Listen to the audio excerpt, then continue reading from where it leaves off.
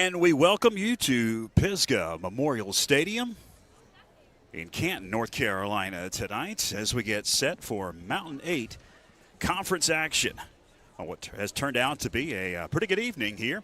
The clouds are looking ominous, but so far it is dry, and hopefully it stays that way because we're outside here tonight. It's going to be a different broadcast than what you're used to, but hopefully we will be able to give you the bird's eye view of tonight's contest. I'm George Young alongside Byron McClure and Mike Wood back on the sidelines for us tonight, and we'll check in with him throughout the evening. He's in the locker room now as the Panthers are getting last instructions from Coach Josh Brooks and his fantastic staff. The Panthers are coming off a heartbreaker last Thursday night at Western Carolina University's Whitmire Stadium. In overtime, Brevard flipped the Panthers 34-28 after the Panthers had taken a lead with 3 minutes to go. 28-20. Brevard had to march down the field, score, and get a two-point conversion to tie it up. They did that and went to overtime.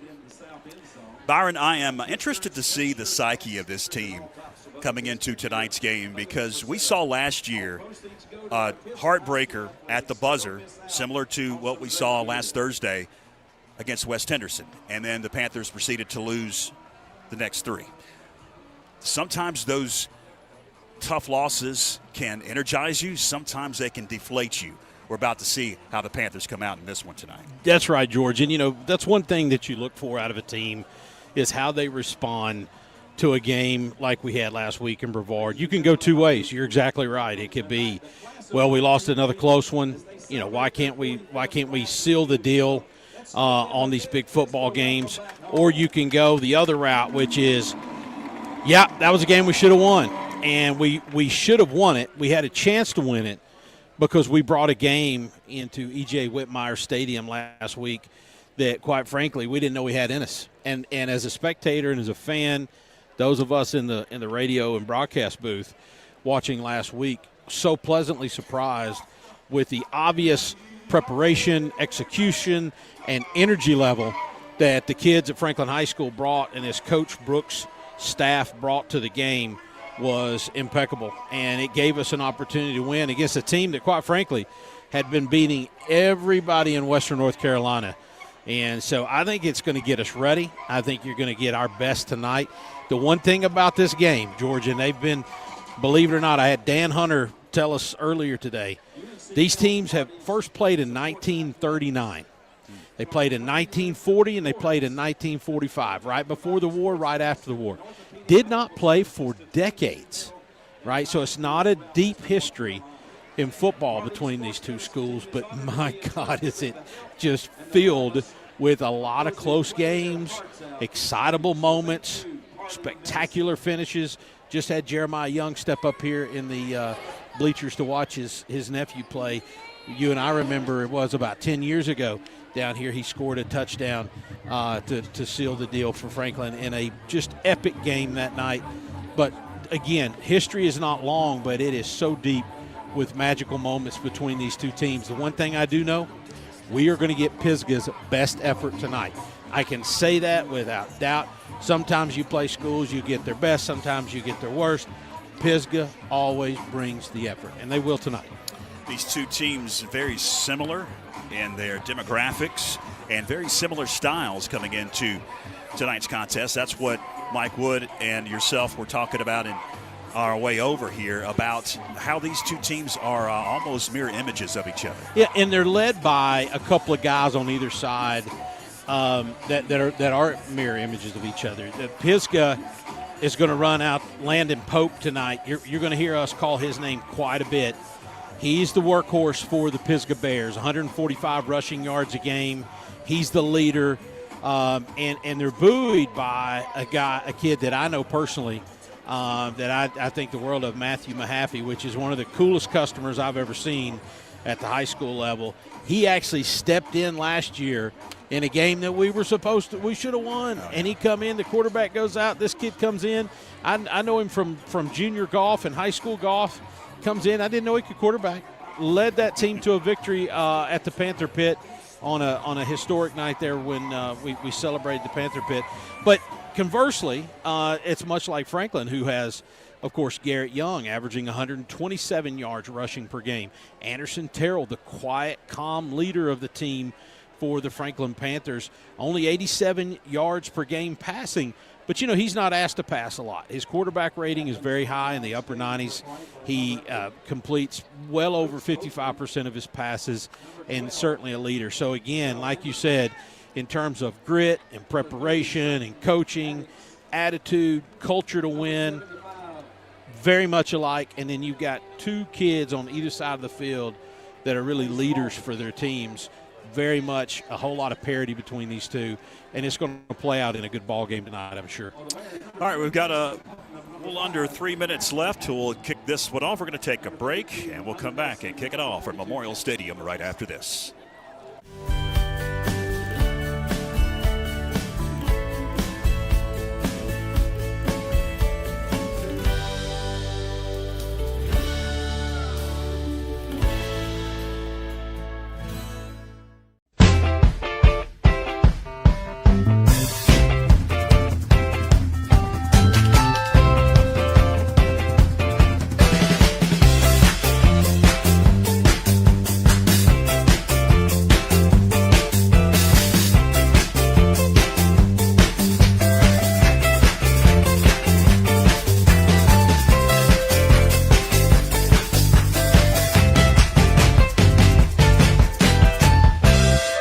Join FPSN each month during the school year as we spotlight outstanding performances from student athletes with the First Citizens Bank and Corbin Dental Athlete of the Month video feature. It's presented by Corbin Dental, a locally owned dental practice providing comprehensive and advanced dental care in Franklin. With deep local roots and a passion for service, Corbin Dental takes pride in providing world-class care right here at home. And by First Citizens Bank, helping families and businesses make more of their finances for over 125 years. First Citizens Bank, forever first. Member FDIC. A lifelong resident of Franklin, Jeff Berry has a vision moving the town of Franklin forward, an entrepreneur with investments inside the town limits. He knows the critical infrastructure needs of the town. Jeff Berry would like your support in November. When you cast your ballot on November 4th, vote Jeff Berry for Franklin Town Council. You hear the fans cheering the Panthers coming onto the field. Both teams are back out onto the field, and we're about to get this one underway at Pisgah's Memorial Stadium tonight. Again, a little different than our broadcast. We don't have any video. It is all audio, but we do have a live scoreboard. We will keep track of the score and the clock and the first, second, third, and fourth downs as best that we can.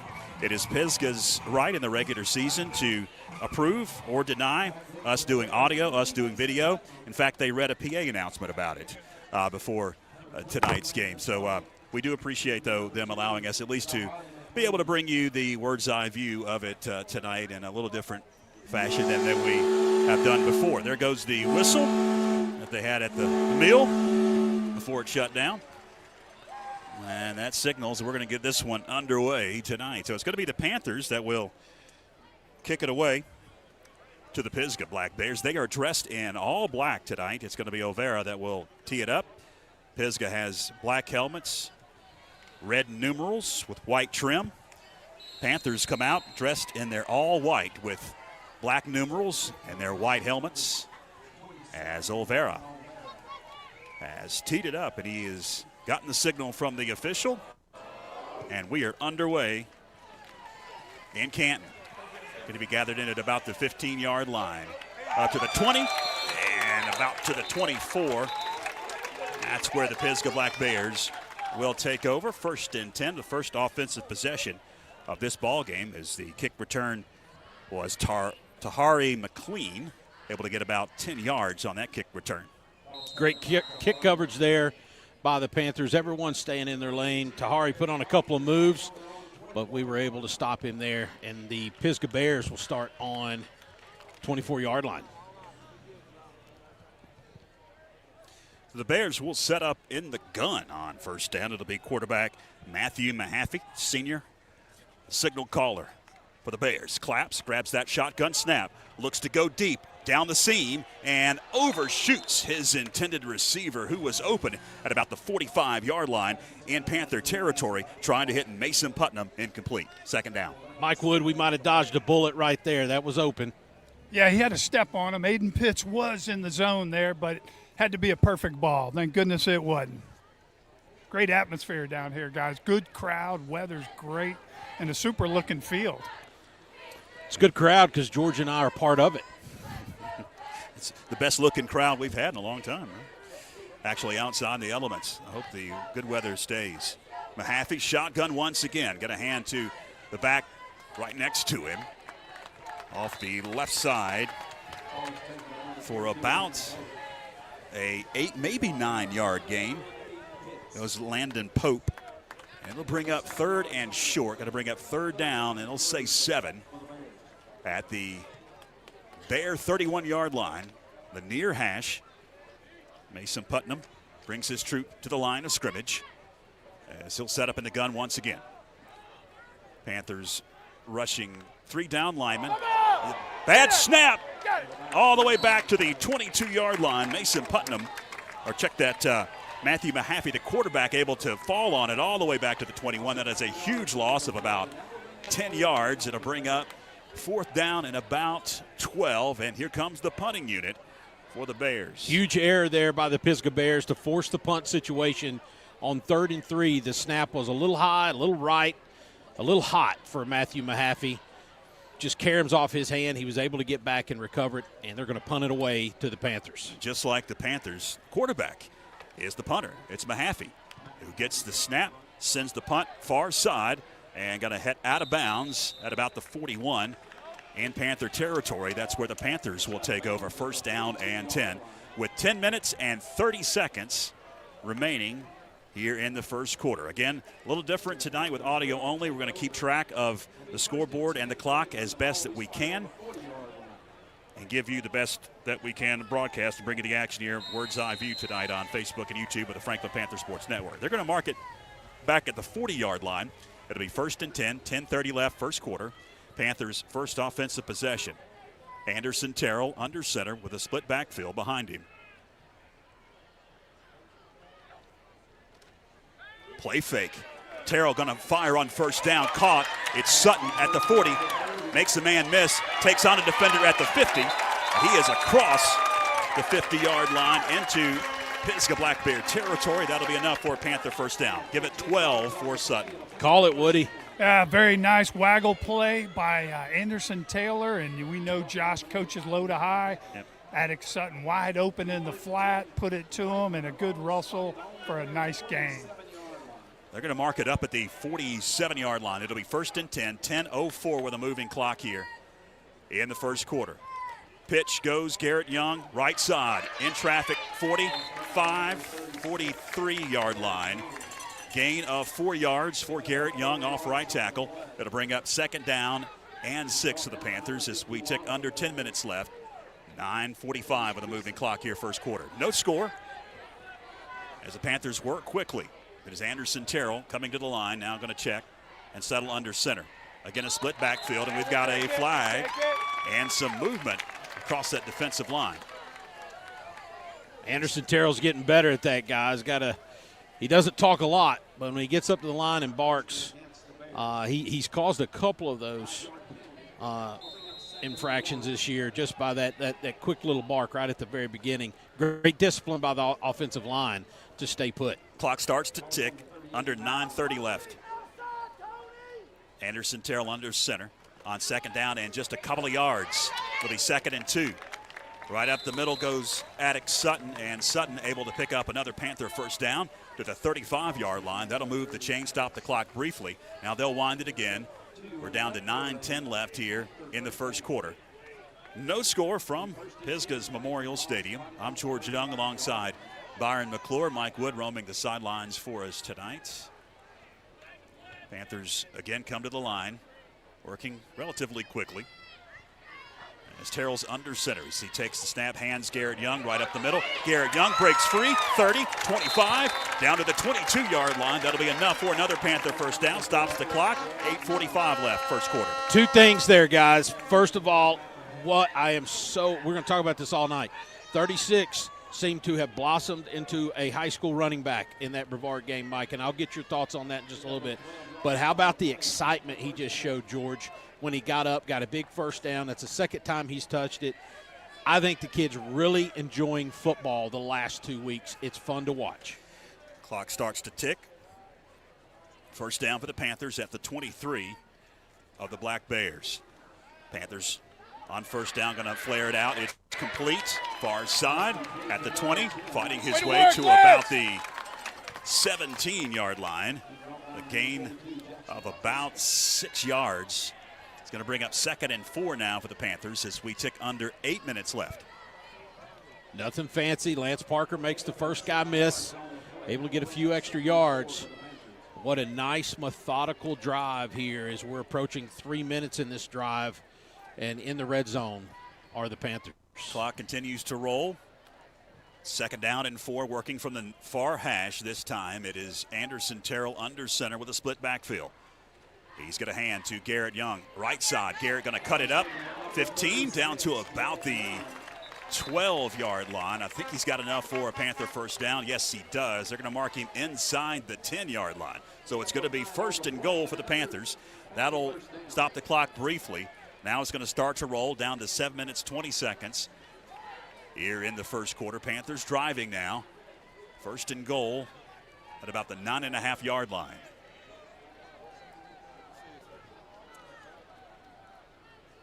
Anderson Terrell going to work out of the gun this time. Wing left. And Garrett Young, he gets the call. Garrett got some blockers, cuts it up. 5, touchdown. Garrett Young. Right side, great blocking up front, Mike. Yeah, nice 28G. The guard, the opposite side pulls. He made a beautiful kick-out block. The hole was wide open. He took it right in from the 10-yard line. Quick point the other day, I walked by Garrett in the weight room. He's cleaning 305. He put it down, knuckle bumped me. He says, hey, I listened to what you said. I ran lower at Brevard. Yeah. Kind of chuckled. On to attempt the extra point is O'Vara. The snap is back, the kick is up, and the kick is no good. Wide left. So with officially 6 minutes and 54 seconds left in the first quarter, Panthers draw first blood but miss the extra point. It is 6-0 Panthers as we head to break.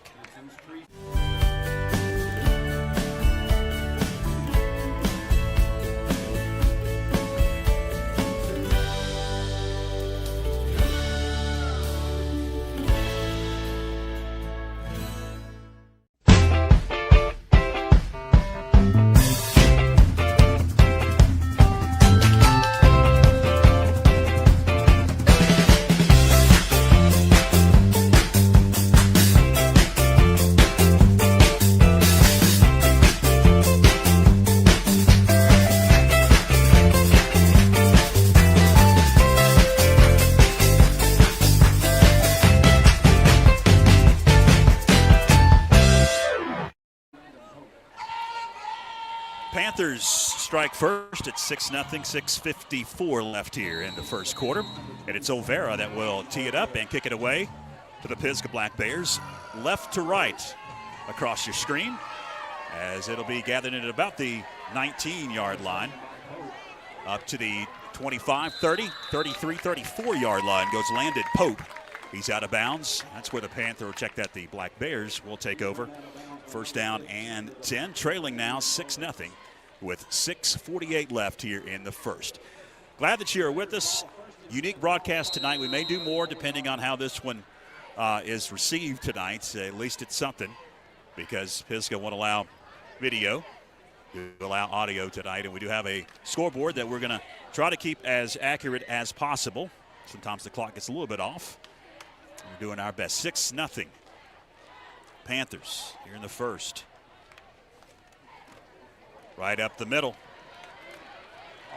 For about a 9-yard gain goes Landon Pope, as Matthew Mahaffey set up in the gun that time and was able to hand it right up the middle.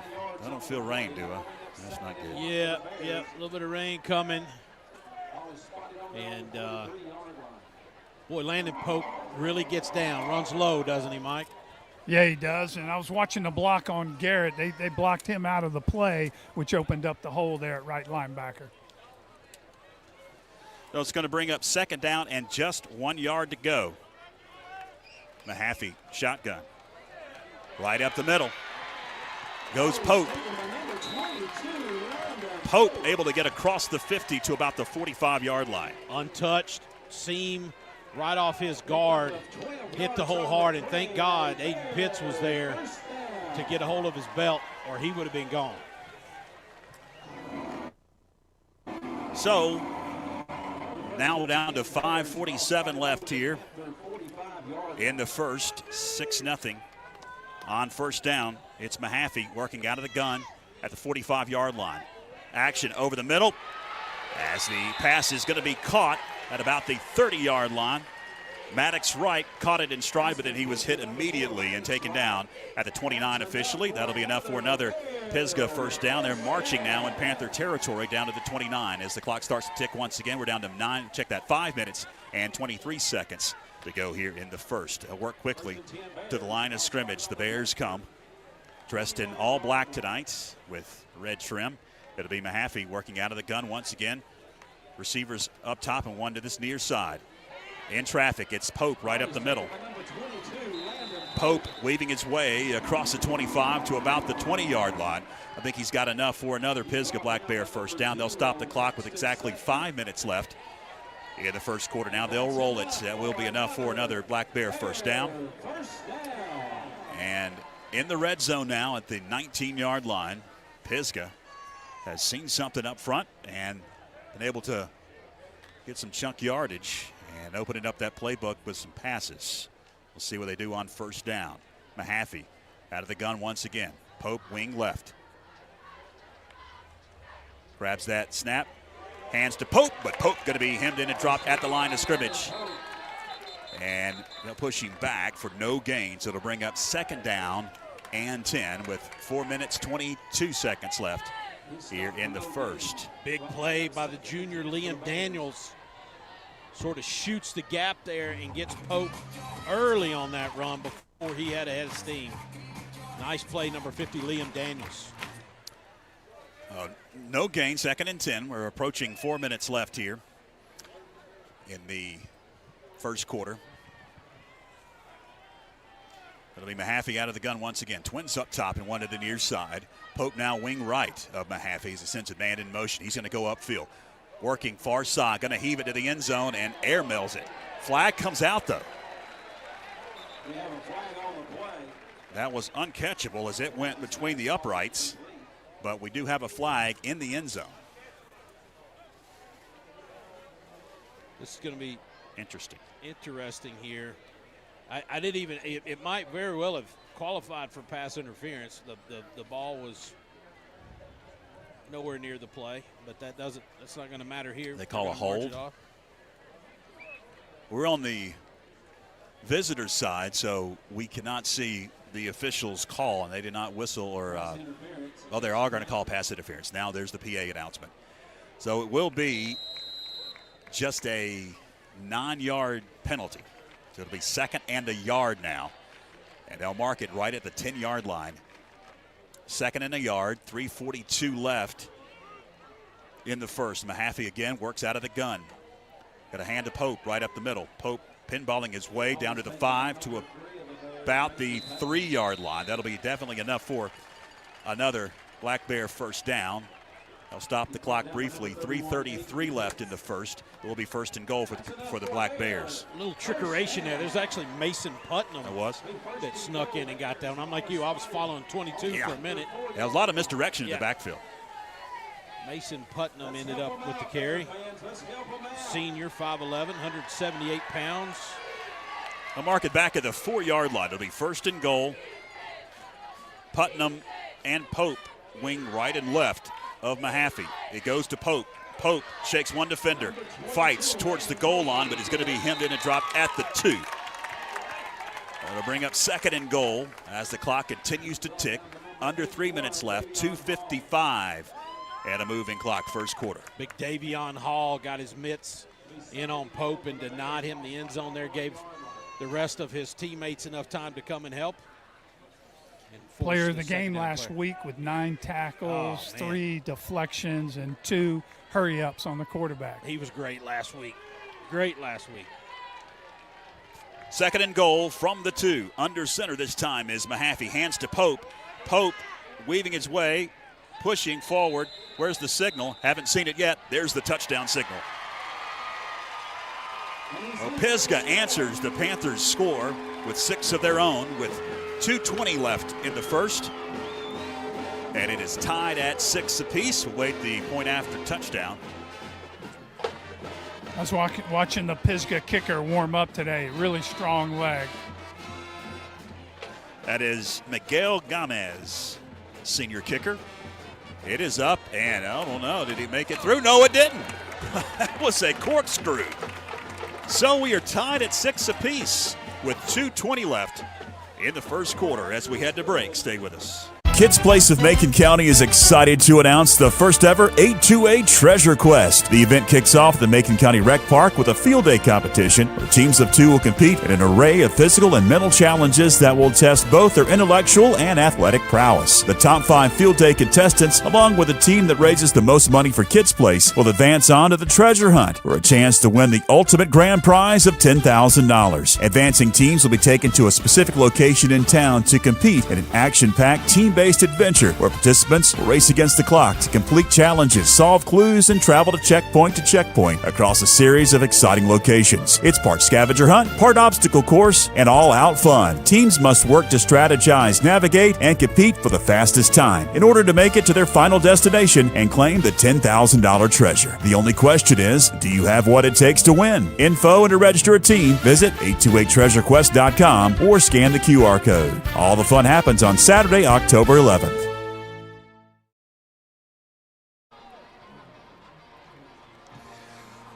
Welcome back.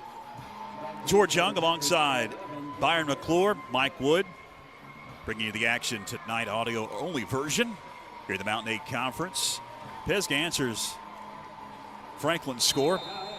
PAT no good, 6-0 or 6-6 is your score. As Pisgah now will kick it away. It's going to be a low liner all the way back to the 6-yard line. That is where Harrison picks it up to the 15, 20, 25. Harrison tackled it about the 32-yard line. And that's where the Panthers take over. First down and 10 as 8 seconds rolled off the clock. 2:12 left here in the first. George, I'm going to have a couple of trivia questions tonight. I'm going to go ahead and I'm going to deliver the first one right now. So, flag flies in our. Oh no. In the backfield of the Panthers. Now, before the trivia question, now there's a meeting of the minds. The white hat and the rest of his crew here. Usually when you see penalties like that, it is a personal foul or unsportsmanlike. I don't know what happened, but something was most likely said, and that's exactly what it's going to be, unsportsmanlike conduct on Franklin. So that will back him up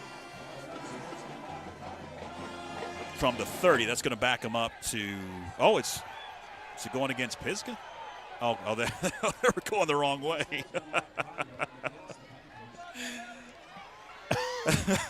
They were marching the other way, and the Pisgah fans, you could hear them, oh, no, that's not right. So it's not going to be after the ball was spotted, so it's going to be first down and 10. They'll mark it back to the 17-yard line.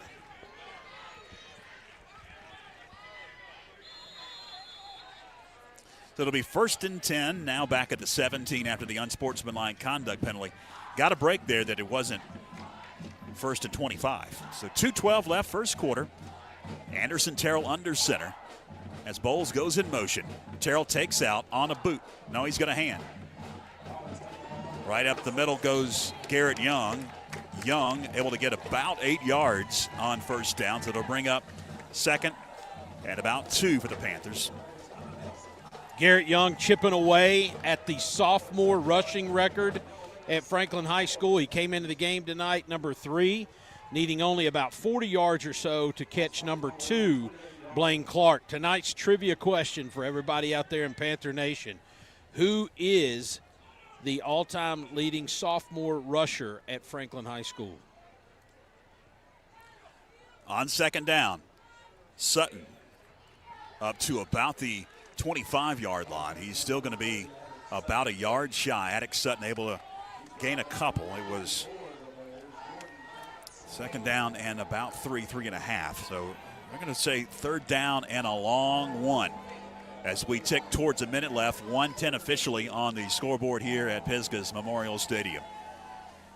Twins up top for Anderson Terrell as he settles under center. Takes out pitches. It's Garrett Young. Garrett got the first down, upended at about the 32-yard line. He's out of bounds. That'll stop the clock with 55 seconds remaining here in the first. Now that clock starts to tick once again after the first down is spotted. They're going to mark it up at the 33 in Panther territory. Glad that you're with us tonight on YouTube and Facebook of the Franklin Panther Sports Network. Garrett Young, the workhorse throughout the season and so far in this game, although we've seen Attic Sutton with a lot of touches so far in the game. Shotgun on first down. Anderson Terrell grabs the snap, hands. It's Attic Sutton falling forward. And or was that Garrett? That was Garrett, yeah. Yeah, Garrett again. Trying to come through between the guard and tackle, just got tripped up. But again, Garrett is chasing number one, the only sophomore. This sophomore had 1,000 yards rushing as a sophomore. And I can tell you this entire list of the top 10 is a who's who of Franklin High School running backs over the years. Well, you can tell us the answer when we come back, because the first quarter now officially is in the books, and we are tied at 6 apiece in Canton tonight as we head to break. Stay with us.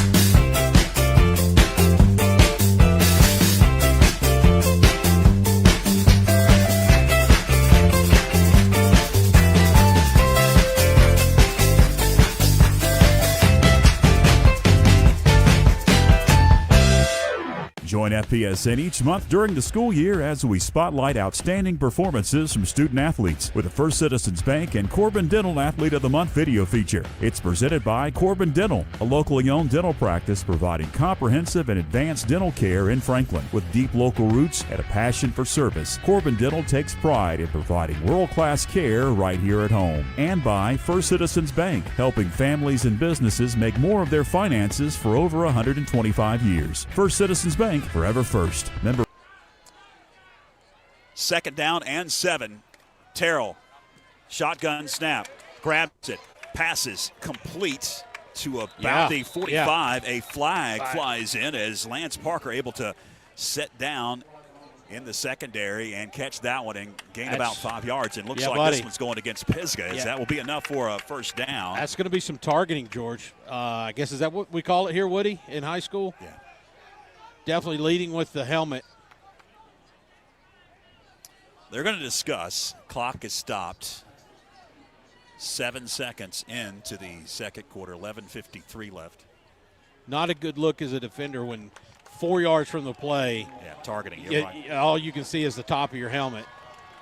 And he went right into the side of the helmet of Parker, who was already in the arms of another defender. Going to march this one off for quite a bit. But, by the way, according to so an additional unsportsmanlike. Wow. Well, this is going to be a 30-yard penalty. This is our best offense of the night. It's going to take it all the way down inside the 20. No, they're going to mark it at the 23. And we were at about, the 45 in our own territory, Franklin's territory. Now we're in the Pisgah's 23-yard line. After that, unsportsmanlike targeting and unsportsmanlike. So a 30-yard penalty all the way down to the 23. It'll be 1st and 10 for the Panthers. The clock starts to tick. It was a live ball penalty. We're down to 11:37 left. First down for the Panthers under center. It's Terrell. Drops, rolls far side.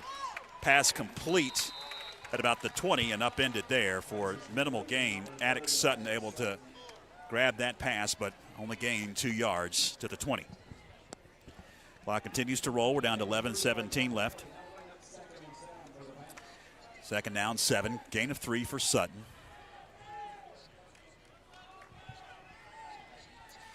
Anderson Terrell will send two receivers to the near side, working from the far hash.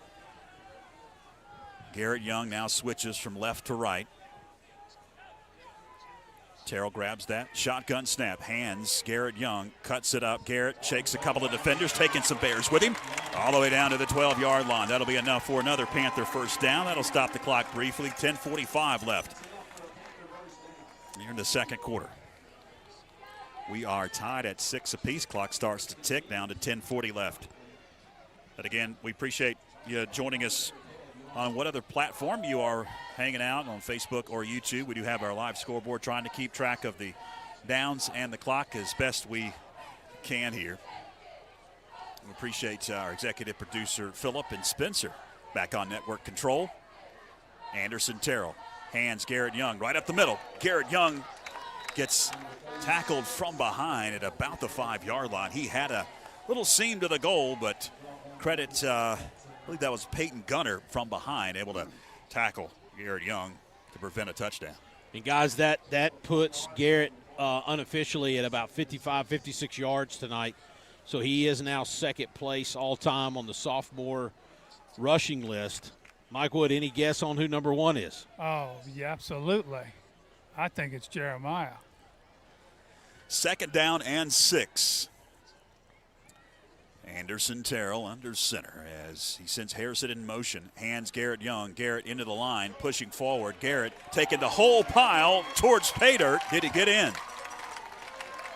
They're going to mark him short. Hey, guys, we lost number 64, senior right guard Garrett Roper. 6-man in, number 63, Weston Alberry, replacing him at right guard. Good info, Mike. Thank you. It was enough for a first down. They could get a first down right at the 1-yard line. They did. It's really the 1-inch line.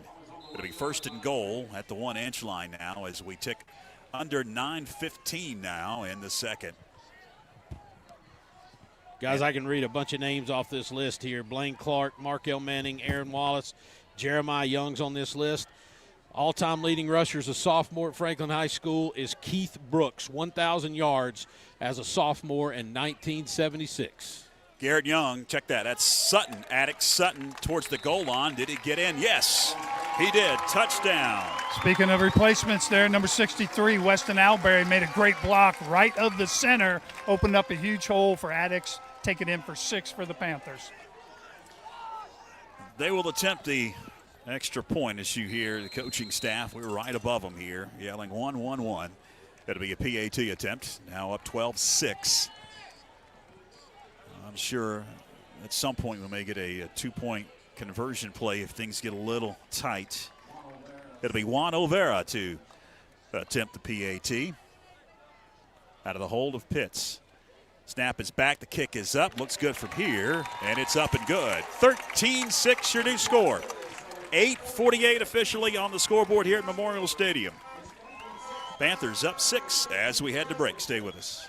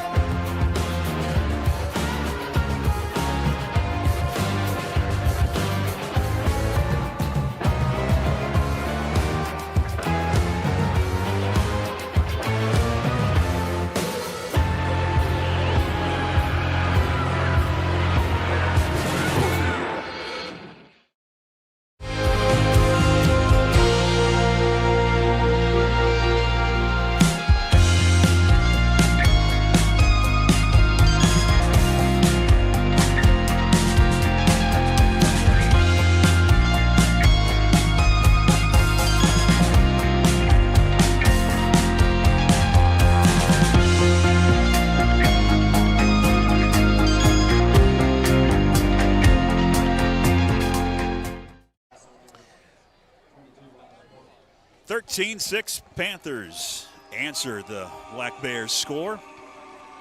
And it's going to be Juan Olvera that will tee it up and kick it away. He gets a signal from the official. Pope, along with Putnam, back deep for the Black Bears. It's going to be a deep kick. Angles at far side. Going to be hit, gathered in at the 15 by McLean up to the 20, 25, 33-yard line. McLean is dropped on the far side. That's where the Pisgah Black Bears will take over. 1st and 10, and officially 8 minutes and 41 seconds left here in this first half. The Panthers up 13-6. Don't have any prizes to give away. No prizes. Probably will have a prize next week. We're going to have a big game next week. And Mike, to your defense, I think everybody here in the message board was guessing Jeremiah Young as well. Just goes to show what a spectacular junior and senior year he had to be the all-time leading rusher. Mahaffey, shotgun for the Black Bears on 1st down. Takes out. Fires, and it's going to be picked off at the 40, down the far sideline. It is Peyton King. King wrestled down at the 20-yard line. Man, that was nice, Mike Wood. Describe it for us. Man, it was man coverage over there on their left side. He ran about a 12 to 13-yard dig route.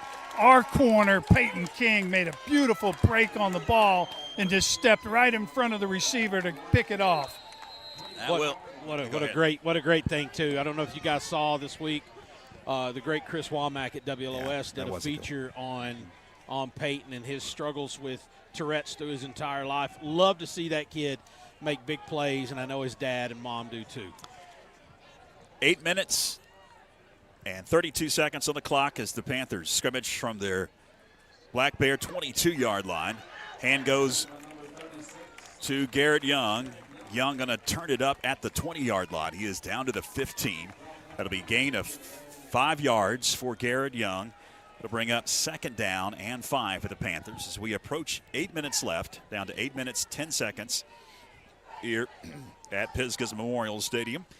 Second quarter action, 13-6 Panthers after the turnover on the first offensive possession for Pisgah after the Panthers had answered their score. Peyton King able to pick off Matthew Mahaffey. 2nd and 4, under center. It's Terrell. Got it. On a bootleg. He's going to roll to the far side. Fire incomplete as he did have his intended receiver, Damian Bowles, open, but he threw it to the shoelaces of Bowles. He couldn't go down and secure that one. That'll stop the clock. 7:42 left. 3rd and 4. As Anderson rolls to his right, we had single man coverage deep in the end zone. I don't know who that was, Lance Parker, but the back rolling out there had a defender caught between Terrell and the running back, and Anderson just unable to deliver the football where it needs to go. 3rd and 4. Pitch goes. Garrett Young, 10, 9, down to about the 5-yard line. That'll be enough for another Panther first down. It'll be 1st and goal at the 5. Speaking of delivering, Mike, boy, 36 delivers a hit. First person that stuck their head in the hole right there to meet 36 got a load. And he really looked like he didn't want to step in that hole. He really didn't want it. He stepped in it. Clock ticks, 7:25 left. 1st and goal, pitch goes Garrett Young. Cuts it up.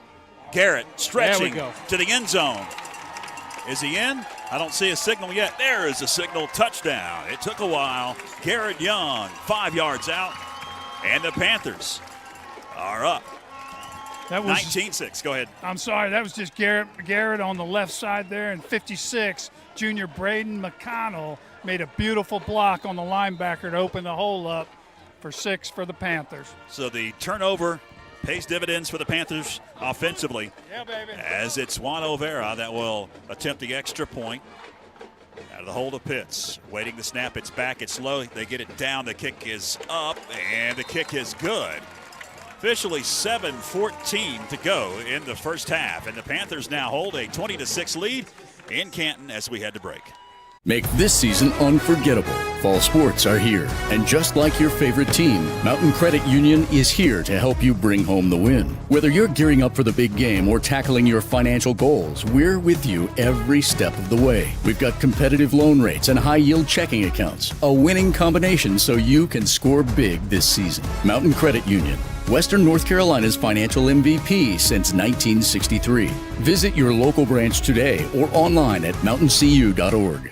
Join FPSN each month during the school year as we spotlight outstanding performances from student athletes with the First Citizens Bank and Corbin Dental Athlete of the Month video feature. It's presented by Corbin Dental, a locally owned dental practice providing comprehensive and advanced dental care in Franklin. With deep local roots and a passion for service, Corbin Dental takes pride in providing world-class care right here at home. And by First Citizens Bank, helping families and businesses make more of their finances for over 125 years. First Citizens Bank, forever first. Member FDIC. 20-6, your new score, 7:14 left in the first half. It's Juan Olvera for the Panthers that will kick it away. They're dressed in their all whites tonight with white helmets. Black Bears dressed in black tonight as we've got whistles as toe meets leather. They're going to get us offsides here. Yep, offsides. Legal procedure on the Panthers. That'll back them up 5 yards. It'll make the yard line that Olvera will tee it up and kick it away at the 35. Mark Van Hook taking the blame for that, and coach telling him to go make a play. Go make a play now. So it's Pope along with McLean back at about their 10-yard line awaiting the Juan Olvera kickoff here. Nice crowd on hand. Not a full house, but very sizable crowd. Olvera puts his foot into it, going to angle it now to the near side. Going to be gathered in at about the 15-yard line by Putnam. Putnam up to the 30, 35, still moving, 40. And finally hemmed in and dropped at the 43-yard line. That's where the Pisgah Black Bears will take over. 1st and 10 now, 7:04 left here, second quarter. A couple of Panthers slow to get up off the carpet there, Lance Parker. But he does get up. Mike, I appreciate you calling out some of these linemen, especially the offensive linemen, having a great night tonight. I tell you, all year they've been opening up some good holes, and the D-line has had great gap integrity all year. Really good. Shotgun for Matthew Mahaffey and the Pisgah Black Bears, scrimmaging from their own 42-yard line. Goes to Pope, left side. Pope on the ground to about the 46, maybe the 47. They'll officially gain 4 and make it a 2nd and 6 upcoming for the Pisgah Black Bears. Clock continues to tick. 6 minutes and 45 seconds left here in the second. Approaching midfield on this turf field at Memorial Stadium, which was installed just a couple of years ago after it was damaged a couple of times by flooding. Hand goes left side to Mason Putnam, and Putnam's going to be hemmed in and dropped as he had some open space, but a nice solo tackle on the far side. I could not grab his number. That was Aiden Pitts. Made a great move, did exactly what Coach told him to do this week, boxed it in, made him cut back inside, and also made the tackle. Aiden Pitts, number 31. It's only a gain of a yard. 3rd down and 5 coming up for the Pisgah Black Bears as we approach 6 minutes left. 6 minutes exactly in the second. Mahaffey will work out of the gun on 3rd down. Grabs that shotgun snap, drops, now pressure. Pressure still on, and finally he is going to be hemmed in and dropped. That's a sack back to the 45-yard line. And that'll bring on the punting unit. He eluded McAllister, but he was not going to get away from number 36, Mike. Exactly, and then number 50, Liam Daniels Jr., he was in on it. Coach says he gets it. He understands football. Tough kid there, number 50. So 5 minutes, 20 seconds. The clock continues to tick after the sack, and we'll have the punting unit coming on as we do have some rain falling. It is Mahaffey that sends it far to the near side at the 22, and it's going to be fair caught there at the 21-yard line by the Panthers. So that's where Franklin sets up. 5:06 left here in the second with rain starting to fall here at Memorial Stadium. Not too hard, but is that a hold? Hold on, we do have a flag here. I think they got a hold on the kicking team, and Josh might let him try it again. Yeah, Josh was talking to the official. He wanted to see which way he, what it was and what it was going to do for him before he decided. Yeah. Well, it's here, George. It is here. Yeah. The rain is here. Yeah. Outdoor Yeah, you gear. guys aren't in that cush RV Here, hold on. anymore. You're outside. listen. There you go. Sour grapes. Oh, Rodney yeah. Van Hook. Rodney.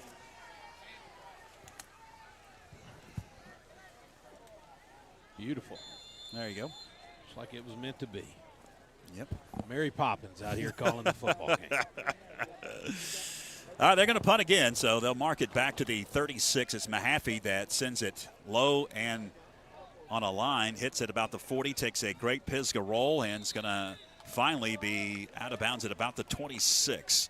So that takes a few seconds off the clock. We're down to 4:59 left in the second. Right over there. Around. I got equipment up here. I know, right? I do too.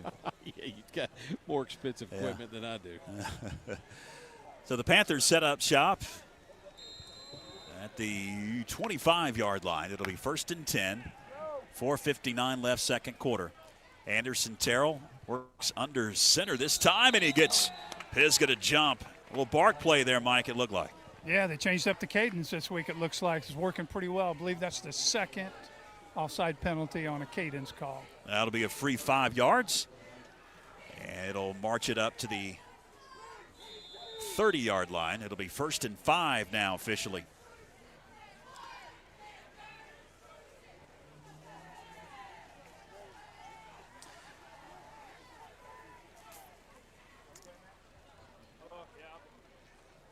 Terrell under center.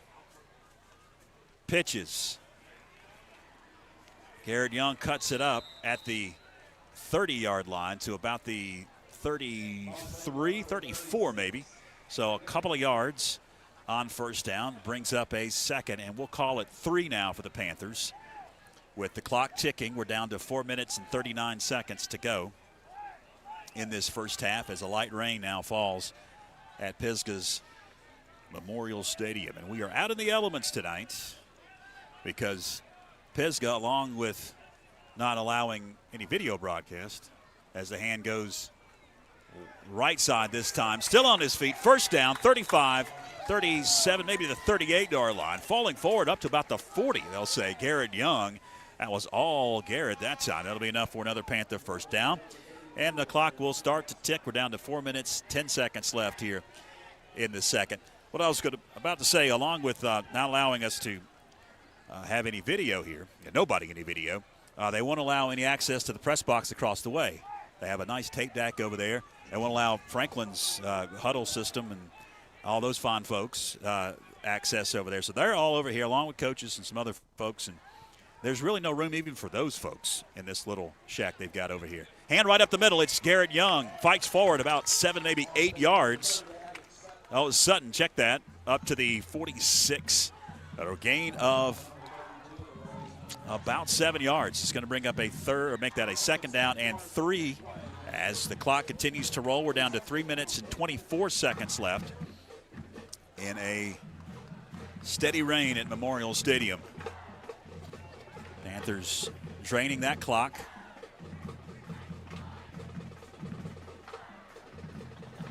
Second down, 3. Under center, it's Anderson Terrell. He's going to pitch it. Garrett Young. Garrett cuts up, 50. Garrett still moving, 40. Down to the 35 in Black Bear territory. That'll be enough for another Panther first down. Stops the clock, 2:57 to go, second quarter. Gosh, just looks so good running that football, guys. Yeah, shifty around that left side. Sorry, Byron. No, he loves that left side, Mike. Go ahead. I was going to say, and Addix had a beautiful kick-out block there, opened up the hole. And, man, Garrett's running so low tonight. The only thing he's given Pisgah is knees and shoulder pads. That's right. He is low tonight. Start the clock. It's down to 2:30 left here. Garrett Young, pitch left side. Garrett cuts it up 30, down to about the 29-yard line. They'll push it back to the 30. To give you a visual at home, it almost looks like a rugby scrum. Yes. Initial hit to Garrett's not taking him down. It's taken 2 or 3 to 4 players to bring him to the ground. Amazing how much more, and I know Garrett early in the season was battling a little bit of sickness. Looks so much more fresh every carry right now, guys. We're approaching 2 minutes left. 2nd and 5. There you go. Come on, Pax. Paxton Sutton breaks free. 25, 20, Out of bounds at about the 15-yard line. Stops the clock, a minute 53 left. First down for the Panthers. A little bit of that counter T action there, Mike Wood. So beautiful. The flow was going right, kind of the same play we've been running, but the opposite side. All of a sudden, here he comes around the left side, gets the ball for a beautiful gain. You know who I think of when I see that counter T play on this field? Kelton Lowry? Oh, baby, Yes. you called it. He Yeah. he was good. So as the rain continues to fall here, it's picking up. Down to minute 35 seconds. Panthers at the 15 of the Pisgah Black Bears. It'll be first down as Terrell settles under center, now takes out, drops deep, looks to fire, has a receiver far side, going to be caught at the 10, hit immediately there. It'll be Paxton Sutton for about a 5-yard gain. Now we've got whistles. We may have an injured player. Looks like that's either Parker or Harrison. I couldn't see. Hey, but great coaching this week. All right, let's talk about it a minute. Last week, Anderson Terrell a little slow on some of his reads. Yeah. This week, watching film, Coach Josh coaching him up. If that fullback is open in the flat, let that ball go. Tonight, once he turns the corner, got a little separation from the defender, he's putting it right on him. On time, right, Mike? I guess Yes, that's sir. Is that Paxton Sutton, the man that's down? That's injured. It might I be. can't. It's pretty far away from me. Well, Those Sutton kids are tough, though. He'll be back in a minute. It stops the clock. We've got a minute 15 left here in the second. Then they're going to help. Yeah, those look like Paxton Sutton. Up, and you hear the crowd cheer here. Sophomore, too. Yeah. Tough kid. Sophomore, tough kid. A lot like Addicts, gritty. He's going to show up. He'll do whatever you ask him to do. So, both teams going to head back out onto the field.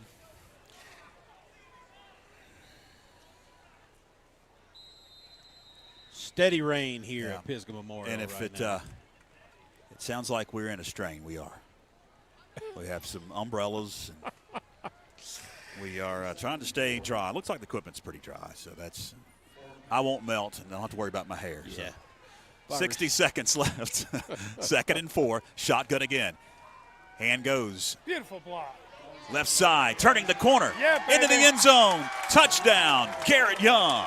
Right around that left side again, and then Weston Alberry, number 63, junior, who took Garrett Roper's place with a rolled ankle, threw a beautiful block to send Garrett to the end zone. And Garrett he did not shy away from just continuing to string that out, follow his blocks, Mike, and had enough speed to finally get around that corner. Now, he was running to the wide side of the field. That helps. But, again, he was a little impatient with that play, same play a couple weeks ago. O'Vara for the extra point. It is up, and the kick is good. 54 seconds left in the second quarter. Now the Panthers have opened up a 27-6 lead as we head to break. Stay with us. Kids Place of Macon County is excited to announce the first ever 828 Treasure Quest. The event kicks off the Macon County Rec Park with a field day competition where teams of 2 will compete in an array of physical and mental challenges that will test both their intellectual and athletic prowess. The top 5 field day contestants, along with a team that raises the most money for Kids Place, will advance on to the treasure hunt for a chance to win the ultimate grand prize of $10,000. Advancing teams will be taken to a specific location in town to compete in an action-packed team-based adventure where participants will race against the clock to complete challenges, solve clues, and travel to checkpoint across a series of exciting locations. It's part scavenger hunt, part obstacle course, and all-out fun. Teams must work to strategize, navigate, and compete for the fastest time in order to make it to their final destination and claim the $10,000 treasure. The only question is, do you have what it takes to win? Info and to register a team, visit 828treasurequest.com or scan the QR code. All the fun happens on Saturday, October 11th. Well, welcome back. And as we come back from break, we've got a stoppage in action. Was there a timeout before the kickoff? Both teams will head to their respective sidelines. And we still have a steady rain falling here at Pisgah Memorial Stadium. And normally that would not affect us all that much, although with our expensive cameras it does most nights. But we're actually out in the elements tonight. I would like all the listeners to know how petty Mike Wood is being toward us in the breaks about finally having to be out in the weather. No sympathy from our sideline reporter. This is where it all happens down here, guys. It's where you can smell it, right? It's Jay Brooks. Down here where you smell it. All right, so we are going to get the kickoff now. I don't know if it was an official's timeout or what, but we are ready to go with O'Vara teed it up for the Panthers to kick it away to the Black Bears.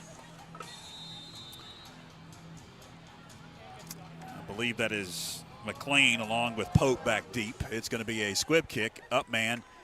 Like that's Rama. Going to pick it up at the 30-yard line, up to the 40, and that's where Pisgah will scrimmage. 1st and 10, now down to 49 seconds remaining here in the first half of action. Coming up at the break, fans, you want to stick around. We're going to hear from Joshua Lynch. You may not have seen our interview with him last week during our epic rain delay / lightning delay show. Lasted over 2.5 hours. So if you didn't, we've got a treat coming up at the half. Had the chance a couple of weeks ago to sit down with Joshua Lynch, the superintendent of Macon County Schools, talk about the beginning of the school year. It's Mahaffey out of the gun. Got water dripping everywhere. Pope with it left side, and Pope across the 43, 44-yard line. Paxton Sutton must be feeling better. That was him on the tackle. Just stuck him for hardly any gain at all, looked like. Miles says those younger brothers always need a little attention every now and again. Oh, yeah. I think that's what addicts probably say about Paxton. Now, good to see him back in there.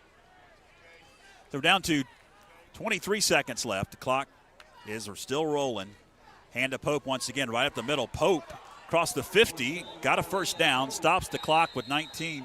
Make that 15 seconds left. That'll move the chains, and they'll start the clock rolling, or they're going to call a timeout. Yes, they will. So Pisgah's going to call a timeout with 15 seconds to go here in the second. Franklin up 27-6. So we approach halftime here at Memorial Stadium in Canton, North Carolina. I'm George Young alongside Byron McClure, Mike Wood, and our fantastic behind-the-scenes crew, as they normally are. Our executive producer and camera guy, which we don't have a camera guy tonight. So they're running the show for us, doing a fantastic job back on network control. Running the show as best they know how, and providing tonight's bird's-eye view of the ball game. Panthers will be in action coming up next Friday at E.J. Whitmire Stadium, Western Carolina. It'll be homecoming night also. The retirement of Jared Greenwood's jersey. That'll be in the pregame, and then at halftime it'll be homecoming. So we've got a packed night on the network next Friday, and we'll be back to video on YouTube and Facebook. So it'll be 1st and 10 at the 45 in Panther territory as Mahaffey works out of the gun with 15 seconds left. Grabs that shotgun snap. Going to be flushed. Bang! Gets out of one tackle. Not out of the second. All the way back to the 48-yard line, and that may do it. Doesn't look like Pisgah's going to call timeout, and they won't. McAllister and Liam Daniel get back there first. Not able to corral Mahaffey, but number 81, Davion Hall. 2 weeks in a row, big game for the sophomore. So that'll do it for the first half of action. Panthers have one of their biggest leads at the break so far this season, 27-6. All right, we're going to head into our halftime show, which, by the way, guys, looks like will be 20 minutes. They've put up 20 minutes. They've started it to roll. We're down to 19:45 left on the scoreboard clock, so we'll have a 23-minute halftime show. We'll be back in about 15 minutes or so with some halftime stats, and we will get you set for the beginning of the third quarter in just a moment. Stay with us. At Mountain Credit Union, we know summer plans start at home, and your home's equity can help make them happen. Upgrade, remodel, tackle unexpected expenses, or pay off high-interest debt. Control your finances with a home equity line of credit from Mountain Credit Union. Introductory rates are as low as 5.49 APR for the first 12 months. Call or stop by one of our local Mountain Credit Union branches today for details, or apply online at mountaincu.org.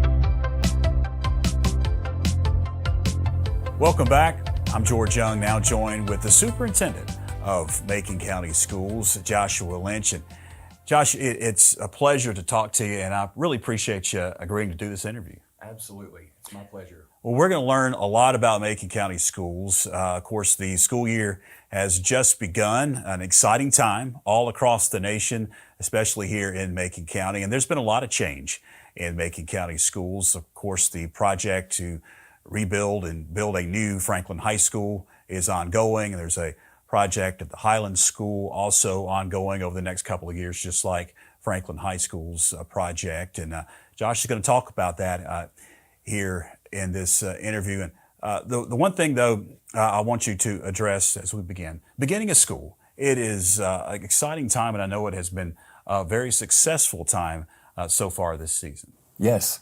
Like you said, it is a very exciting time when we are welcoming our students back. Teachers, principals, everyone, very busy over the summer, making certain that buildings and classrooms and campuses are just in tip-top shape so that our students get that best experience moving forward. And I think that is one of my most exciting times throughout the school year, is having that opportunity to welcome them back. I was at all of the campuses, all 11 throughout the district, those first days of school, and had the opportunity not only to interact with our teachers and administrative staff, but definitely our students and parents. And there's excitement levels on all ends. We have parents who are bringing their kindergarten student to school for the very first time, and the emotion that everyone goes through in that regard. So not only were there a few tears from students, but also from parents, and that's to be expected. But that is a very fun time, and it has been really a great start to the school year so far. I know that there's been some chatter about some of the different policies that have been implemented, and then also some struggles with the bus driver situation. First, talk about the cell phone policy. This was something that is just not Macon County Schools. This is something that was statewide, right? Absolutely. It is a statewide mandate, legislative mandate. It's also more national. Individuals, many different entities realize that cell phone usage really does get in the way of education and hinders the student's ability, as well as the teacher's ability to maintain focus and order and things of that nature. And yes, it definitely is a change. It's a change that I support, and just having the opportunity these past couple of weeks to be able to see these policies implemented, the students have complied remarkably well. Teachers have also enforced the policy very well to a high level, and I'm very appreciative of that. Compliance throughout the district has been just stellar. I had an opportunity to speak with a group of students, high school students, and I asked them, tell me about this whole policy change, how it has affected you, what are your thoughts? And at first, coming into the school year, they heard the ramblings, they knew, they really didn't know how everything would go into effect or what their initial thoughts were. But now that they have had this adjustment and they've complied, they said they have enjoyed the fact that they can get to socialize with their friends and actually engage in a conversation without having to look at a screen or, have to worry about what's going on in their pocket on their device.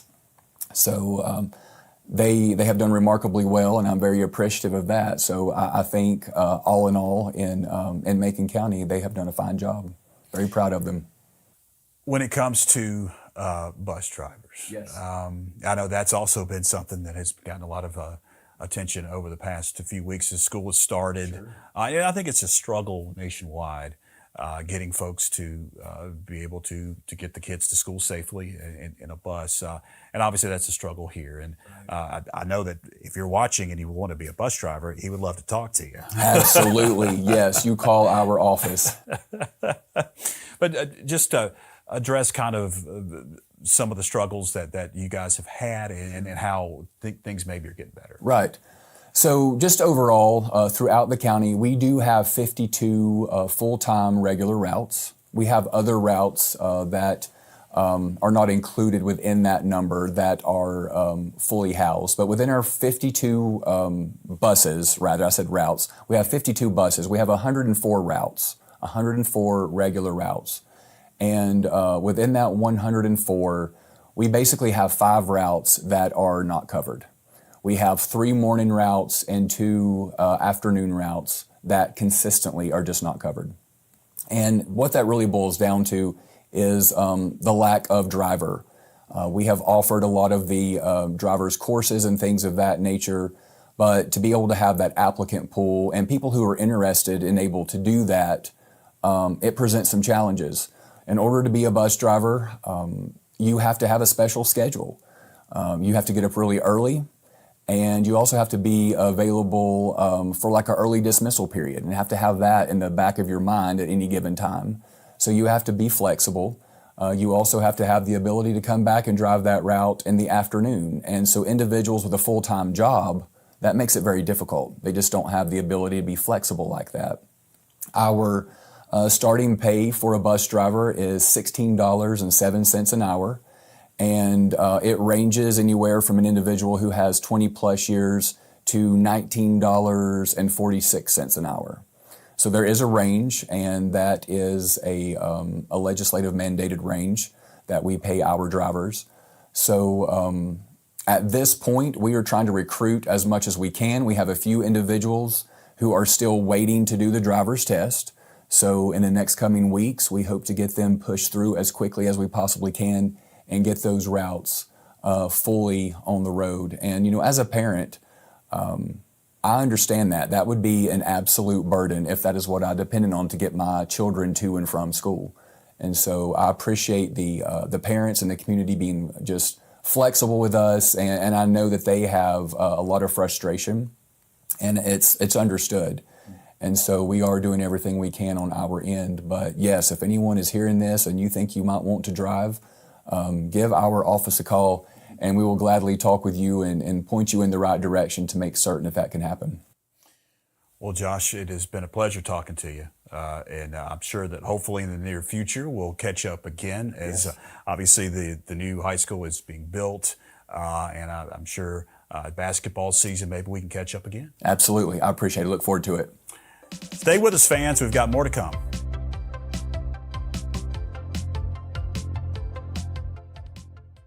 A lifelong resident of Franklin, Jeff Berry has a vision moving the town of Franklin forward, an entrepreneur with investments inside the town limits. He knows the critical infrastructure needs of the town. Jeff Berry would like your support in November.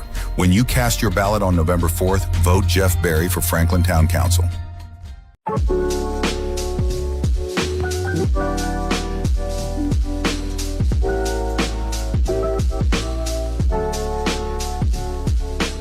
Hello, my name's Amy Mendoza-Lopez. I'm a senior at Franklin High School, and I've been chosen as September Athlete of the Month. I've been running cross country since my freshman year. I joined cross country because my friend wanted me to join, and I thought, why not, since I did track my 8th grade year, and I was hoping it would improve my times during track. So I just stuck with it, and ever since then, I've just enjoyed it.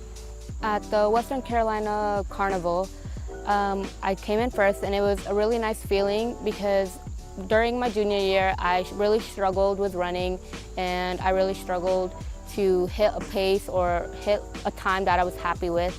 So coming in my first 5K of the season and getting first, and by over 30 seconds, it was a really nice feeling. I felt overjoyed and happy. I felt like my training had been working, and that like all the things that I've been doing have been helping to get that. My goal personally for this is to make it a state. I've been to state the past 3 years, but I want to finish off 4 years going to state for cross country, and I hope the team gets to travel with us as well this year, because last year only me and my teammate made it, but I hope the entire team makes it because it's more enjoyable like that, because we have more people to run with instead of feeling so like bored and alone like on the bus over there. So I hope as a team we all make it, and as myself, I hope I also make it. The Athlete of the Month has been presented by First Citizens Bank, helping families and businesses make more of their finances for over 125 years. First Citizens Bank, forever first, member FDIC. And by Corbin Dental, a locally owned dental practice providing comprehensive and advanced dental care in Franklin. They take pride in providing world-class care right here at home.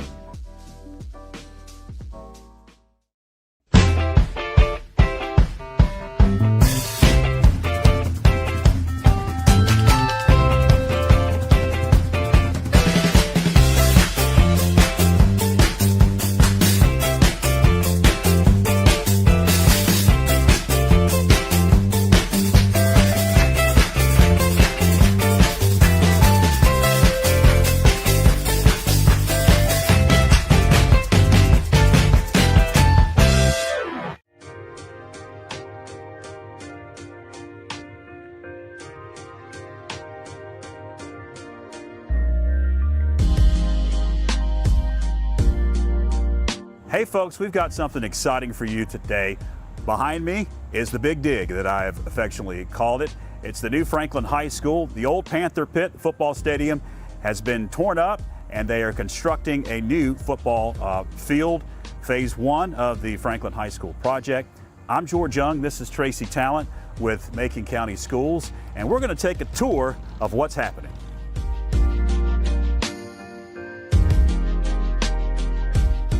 Obviously, we are here in the middle of the action now, as this used to be where the Panthers played football. Obviously, it has been all taken out. They are adding dirt and adding buildings. There's a giant mound of dirt in the middle. And Tracy, kind of give us a 360 view here. If somebody's driving by on Wyatt Street, they look over here, what's happening right here? As you can see, the new lighting for the football field is in, all the Musco lighting. Obviously, all the construction material is still in the middle of the field, but we're getting close to that stage of that. And then as we swing over to the other side, then we have our home side, locker rooms. That'll be BFS and PE and things like that will be housed in that building. As you can see, the crane setting some of the steel and some of the wall pouring apparatuses, and then up on top here, of course, that's our will be our press box and concession stand on top with a plaza area in there behind that, and then up there where the track hoe and the off-road trucks are, they're digging the basement for the gym areas. There will be 2 gyms in the new school, of course, a full-size gym and an auxiliary gym. And then as we swing around and you see the slope areas here in front of the press box, obviously that will be the stand area. We're hoping to have those in by sometime in October. So the project is really moving along. Our gym, old gym, is still in operation, so we will be having ball games and things there through the construction period. And this is where the stands will begin, right here, and looking over. And then, as you can see here, you're considerably farther back from Wyatt Street than you were. In fact, when we went by over there with our initial tour coming around to where we are now, you can see where they're constructing over there and digging out, and that the stands are going to be a lot farther back from the road. Yeah, the stand's probably about 30 feet, but we moved the whole stadium in about 50 feet and down 50 feet. So that's what gave us more area for the plaza area up here. We actually took in the old practice field down below. And there will also be a bridge area that runs from the courtyard of behind the administration over to the second floor on the main building. So they can either go outside and into the new building or take the bridge over. All right, that's almost going to wrap up our tour today, but we came back up here over on the Higdon property, and Tracy's going to tell us what's behind us here. This is actually a mock-up of what the school's going to look like, right? Yeah, this is a mock-up wall of the exterior finishes, our phenolic panels and the metal and the resin board here. Of course, it's our signature Panther red that's not supposed to fade, and of course the brickwork and the rock work that will be around some of the entrance areas, and of course the brickwork will be on the bottom floor and the metal work on the top 2 floors and the red part around the entrance of the school.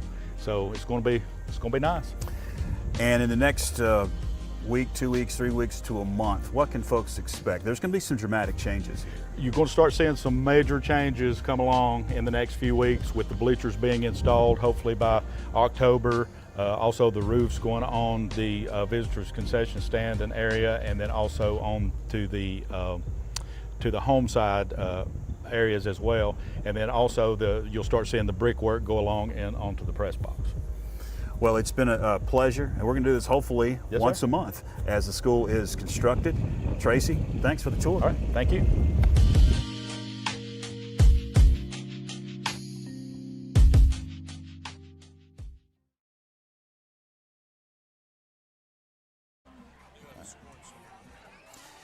And we welcome you back to Memorial Stadium in Canton tonight. At the break, Franklin is out to a commanding 27-6 advantage over the Pisgah Black Bears. A homestanding Pisgah Bears. The rain is pretty much let up here, as it was coming down pretty hard to end the second half, but in the halftime, it is steadily lessened, and we have saved all of our equipment. Now the wind's picking up. That's not a good sign. Ooh, that's chilly. That is pretty chilly. Byron McClure joins me here next to the press box of the visitor side of Pisgah Memorial Stadium. It was the Garrett Young show in that first half. Knew coming in that pitch play was going to be in their arsenal tonight. And as I talked to Jeremiah, who was a pretty good running back in his own right. He was okay. Yeah, he was all right. We were talking about Garrett out there, and it just seems like when Garrett Young gets a head of steam, look out. I mean, he can blow some people up, he can push people around, and that's what we have seen here in this ball game so far. Yeah, and right now he has carried the ball I think 18 times, 132 yards on the ground already. And he struck early and was a big part of our offense. It was the 10:30 mark of the first quarter when Garrett went off left side for a 12-yard run. And of course, the failed extra point there gave us a 6-0 lead at that point. That was first quarter, 10:30. Pisgah answered, and it was Landon Pope with a 14-yard run, a 1-yard plunge into the end zone. Their extra point was missed. That's at the 6:54 mark. We're all tied up at 6. Moving ahead, it was the 2:20 mark of that first quarter when Attic Sutton was able to bust through from a yard out, and the extra point was good. That put us up 13-6 as we ended the first quarter of play. And a big turnover here for Pisgah was at the 8:48 mark. In the second quarter, Matthew Mahaffey is picked off by Peyton King in a big turnover play there that gave the Panthers the football, and eventually Garrett Young makes the Pisgah Bear defense pay as he plunges in from 5 yards out. That made the score 20-6. That was at the 8:40 mark of the second quarter. And after a couple of punts and possessions, Garrett Young added his third touchdown of the night. That was at the 4:59 mark of the second quarter.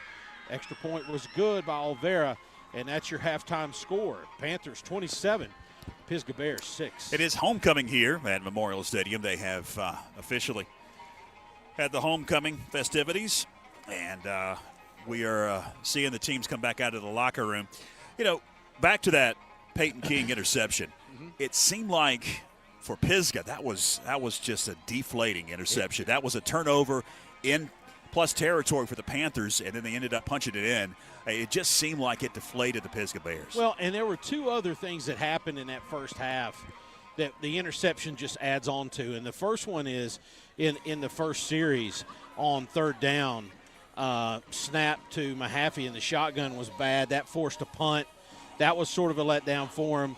You had the interception, but the other big play, George, was I believe on a punt by Mahaffey.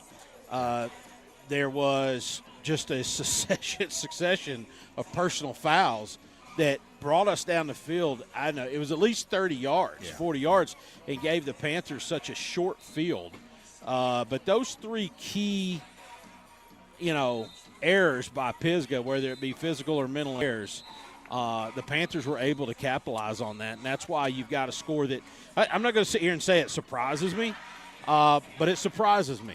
Surprises me. Yeah. We have come over here many nights in our previous life on the radio, and it was a toss-up. I mean, It was one play here, one play there, and that's what you expect coming into this environment. Yeah. And these two teams, they don't like each other. There's a big rival between the two, and that's what we expected coming in. But, hey, there's a second half here. We'll see how it all plays out. I can't say I didn't expect to be in the lead. Just surprised it's a 3-score game at this point. And, by the way, Franklin will receive the kickoff here in the second half. And I'm going to guess that number 36, Garrett Young, with 132 yards of rushing in the first half, is going to be a big part of that offense. Yeah, you would think that you'll see and hear his name a lot here in the second half. Next week it is homecoming for the Panthers at E.J. Whitmire Stadium, Western Carolina University. Of course, we'll have it here on the network. It'll be video next week. Our fantastic camera folks will be back. We would have brought them with us tonight, but Pisgah would not allow any video. Not just us. There is no live stream of this game anywhere unless somebody has got their camera phone up and doing a Facebook Live. Now we got bugs flying around here. Looking forward to next week at E.J. Whitmire Stadium. Tuscola, another Haywood County High School, invades E.J. Whitmire.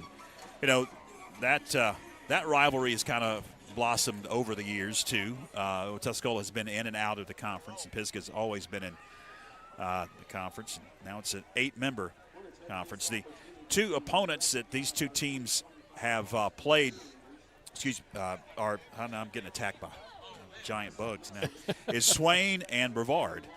Franklin dispatched of Swain 45-27, and Pisgah battled to the end against the Maroon Devils. In fact, Swain scored and went for 2 at the end of the ball game to win the game and didn't get the 2-point conversion. Ended up Pisgah did, winning 28-27. And then both teams played Brevard. Franklin obviously last week lost the heartbreaker, and Pisgah lost to the Blue Devils a couple weeks ago. Well, and to be honest with you, as I watch this game tonight, if we went here behind the stadium and somebody asked me, well, tell me about Pisgah, I'm going to tell you, I feel like their offense has tools to score. Now, tonight, they've run into a really good defense from Franklin, and they've also made some really big errors.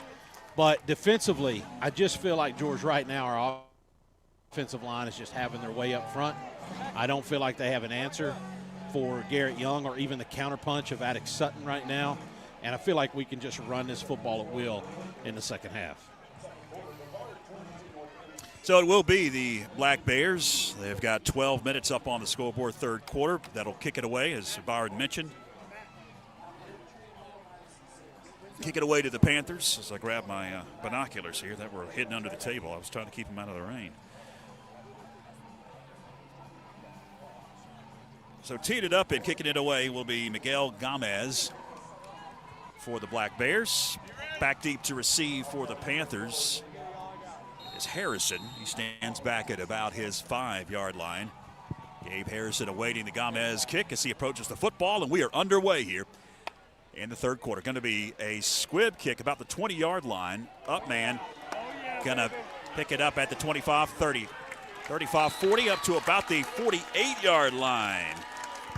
That was Xavion Inslee, able to get up almost to midfield. Great field position to begin this third quarter for the Panthers. Picked a little inside lane there and got great field position. Perhaps picked that outside lane, though, and we're calling a touchdown right now. But nonetheless, great return and puts us on our own 48-yard line. He scooped that up like a hard ground ball. Yes, also. Really good hands. Panthers begin at the 47-yard line of their very own. On first down, it's Garrett Young.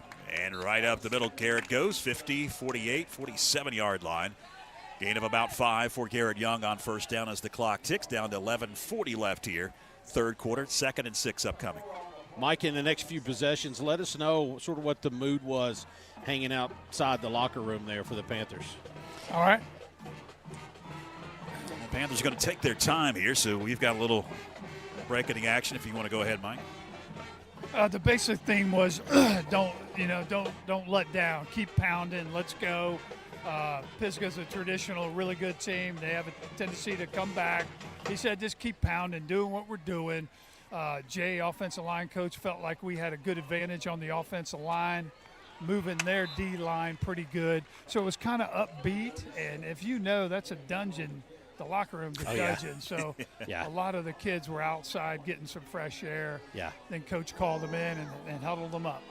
So on second down, Garrett Young got the pitch but slipped a little bit and lost a couple of yards. It's going to bring up 3rd down and 8 as we're down to 10 minutes and 37 seconds left here in the third. Panthers up 27-6. George, this feels like the first big 3rd down play we've had in quite some time in this game. Yeah, you hear the bell tolling over the PA here. 18 on the play clock. Shotgun for Anderson Terrell. Twins to the near side, one up top. As Garrett Young goes in motion up top. Setting up a screen, and it's incomplete. That'll stop the clock, 10:08 left. As the screen was trying to hit, I think it was Brock Bradley. Yeah, it was Bradley that was the intended receiver of that screen. It was a tough pass as 4 Pisgah Black Bears were bearing down on Anderson Terrell. Punt time, 4th and 8. Set up perfectly, just thrown short. Anderson will stay out to punt this away. So the Black Bear defense got what they wanted out of the locker room. A stop, a low snap. Terrell gets it out of there, going to angle it. Hits it about the 25, out of bounds at about the 23. That's where the Pisgah Black Bears will take over 1st and 10. We're down to 10 minutes and 2 seconds officially on the scoreboard here in the third quarter. Panthers up 27-6. First offensive possession for Pisgah here in the second half. Big defensive stance there for Pisgah to put us in a 3rd and 8. All made possible on 2nd down. We mentioned Garrett sort of slipped, but he also had a defender in the backfield. I don't know where they slipped through at, but nonetheless put us in a 3rd and 8 situation we couldn't convert. Mahaffey, shotgun. This is where he has pretty much stayed throughout. Hand to Pope. Pope fights his way forward, 25-30, still moving. Got a first down. He can't get him down. He is up to the 34-yard line. That'll stop the clock with 9:53 left in the third. That'll move the sticks for the Pisgah Black Bears. And just to piggyback on the theme that you mentioned, Mike, you know this Pisgah team's not going to quit right here. It's not in their culture, not in their blood. Clock starts to tick. Shotgun for Mahaffey. Grabs it, looks to pass, fires out about the hash marks. It's caught, and he is loose. It's Mason Putnam at the 50, 40, 35, down to about the 33-yard line. Did the ball pop loose? We've got flags. Or is that a beanbag? I think they're calling him down. I thought I saw no, it was not a flag. And I don't think it was a beanbag either. They're going to call him down at the 34 in Panther territory. So that is a big gainer for Mason Putnam. One of the biggest plays of the night for the Pisgah Black Bears. The clock starts to tick after they move the chains down to 9:15 left third quarter. 1st and 10 at the Panther 34-yard line. Putnam shotgun once again. He's going to hand to Pope. Pope hits a wall, tries to bounce it out, gets immediately hit and taken down by Attic Sutton. That'll push him back for about a yard loss. It'll bring up 2nd down, 11 now for the Pisgah Bears. We tick under 9 minutes left. McAllister, Sutton, Parker, with Sutton leading the way. Attic Sutton, that is, on that tackle. Yeah, that was great. Team D there. Kaysen held on to a leg, and another 3 or 4 Panthers just came and pounded on him. Loss of a yard for Pope. Again, shotgun from Mahaffey and the Black Bears. This time a man goes in motion as it's to Pope once again. And Pope is hemmed in initially at the line of scrimmage, but able to scoot through and gain about 4 yards to the 32. Pope sticks his head in there, and A-gap is met by 2 Panthers. And on the recoil, George spins away from both of them, able to spin out and back up field for a couple yards there. Sets us up 3rd and 7 here. Big play. 4-yard gain as we tick under 8 minutes left here in the third. 27-6. Franklin on top. That was the halftime score as we play in the third quarter. Mahaffey shifting. Now grabs that shotgun snap. Going to roll near side. Look to fire. Hit at about the 30 after the completion. Minimal gain.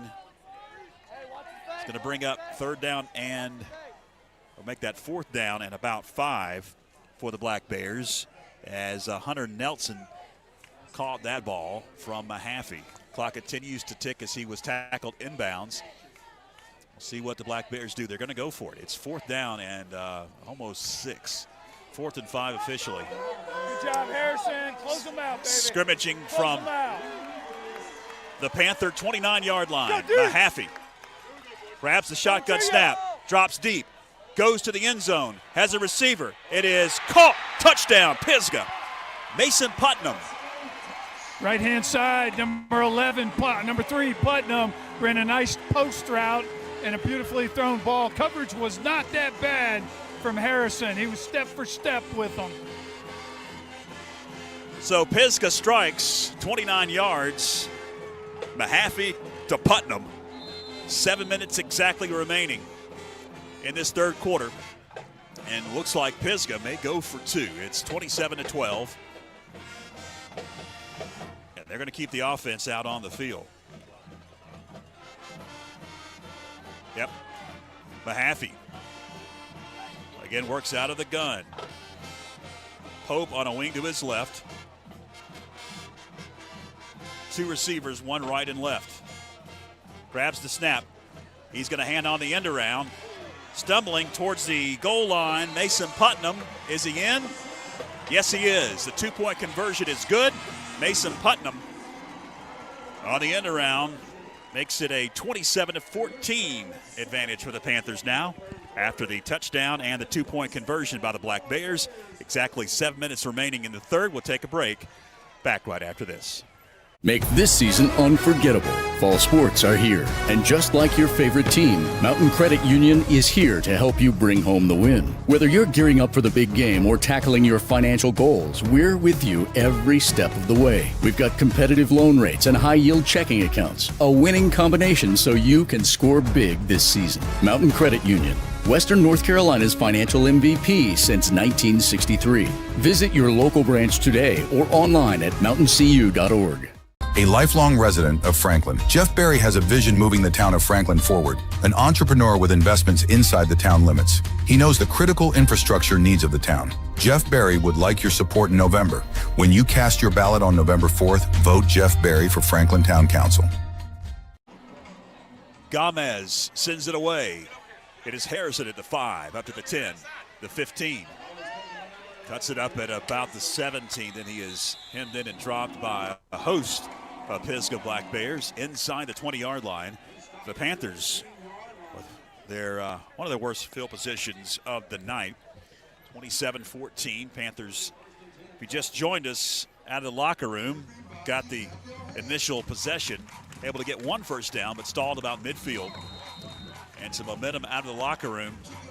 A 4th down play by Pisgah. 29-yarder.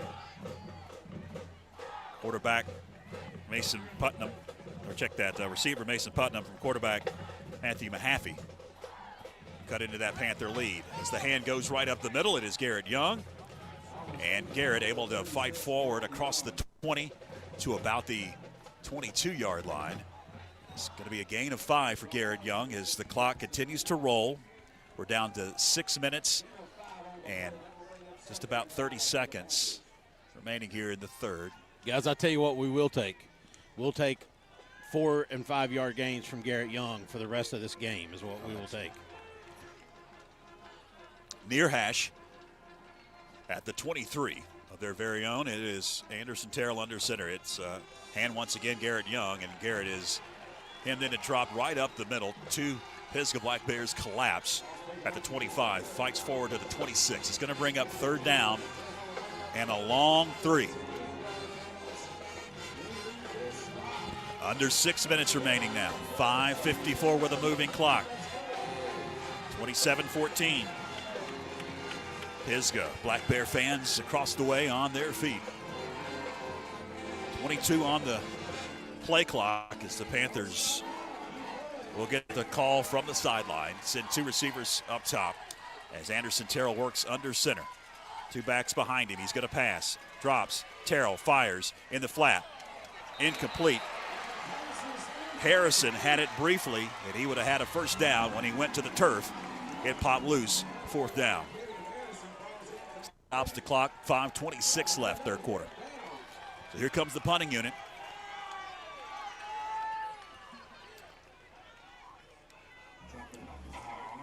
And it'll be Anderson Terrell that will kick it away once again. And there was... Got to get a good snap right here, guys. Got to have a good snap. Didn't have one last time. 3 and out for the Panthers. Snap is a good one. Back to Anderson Terrell. A high spiraling kick and fair caught at the 40-yard line in Pisgah Black Bear territory by Mason Putnam. And that's where the Black Bears set up. 1st and 10 at the 40-yard line. Great field position once again. Second offensive possession of this second half for the Black Bears as we're down to 5:20 to go here in the third.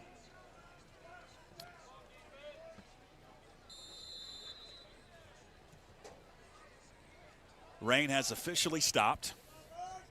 It was coming down pretty good at the beginning or the end of the second half, or second quarter rather.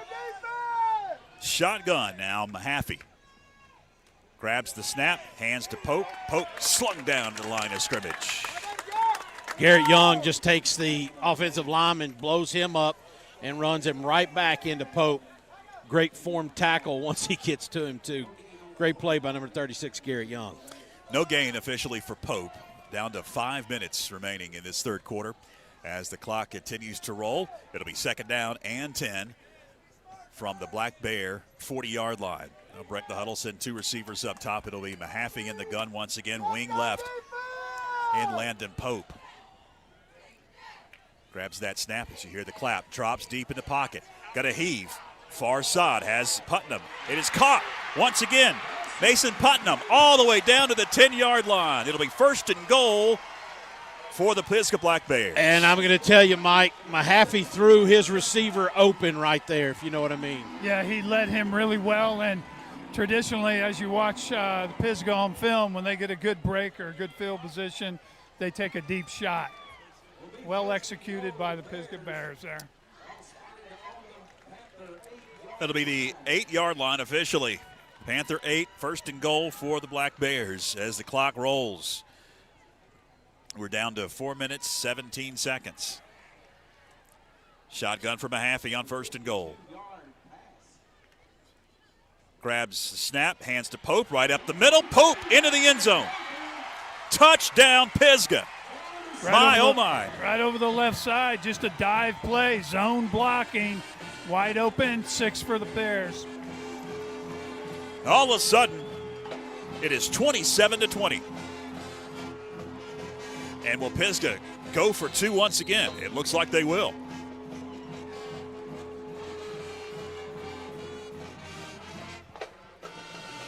Mahaffey, once again, ready to grab that shotgun snap for the 2-point conversion play.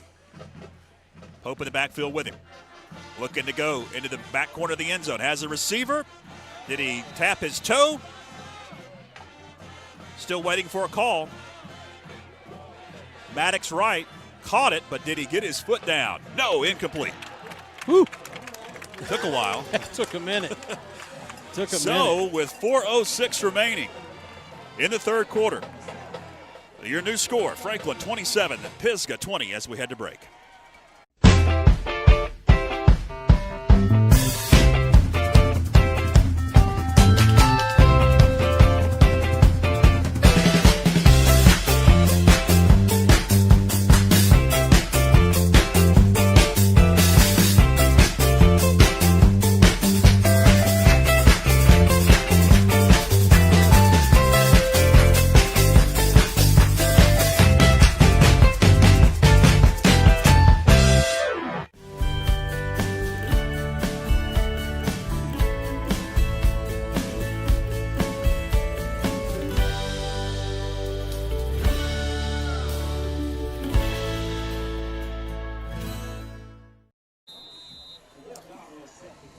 Gomez approaches the football to kick it away for the Pisgah Black Bears. He sends it deep. It'll be Harrison at about the 3-yard line. Up to the 10, the 15, the 20. Harrison up to the 30. Slung down at about the 32-yard line. The Panthers, after 2 consecutive drives that only saw 1 first down made. They got to get the offense going as Pisgah has hit on 2 deep balls to Mason Putnam and has cut that Panther lead. At one point was 27-6. It's now 27-20. Working from the far hash at the 32-yard line. Anderson Terrell under center.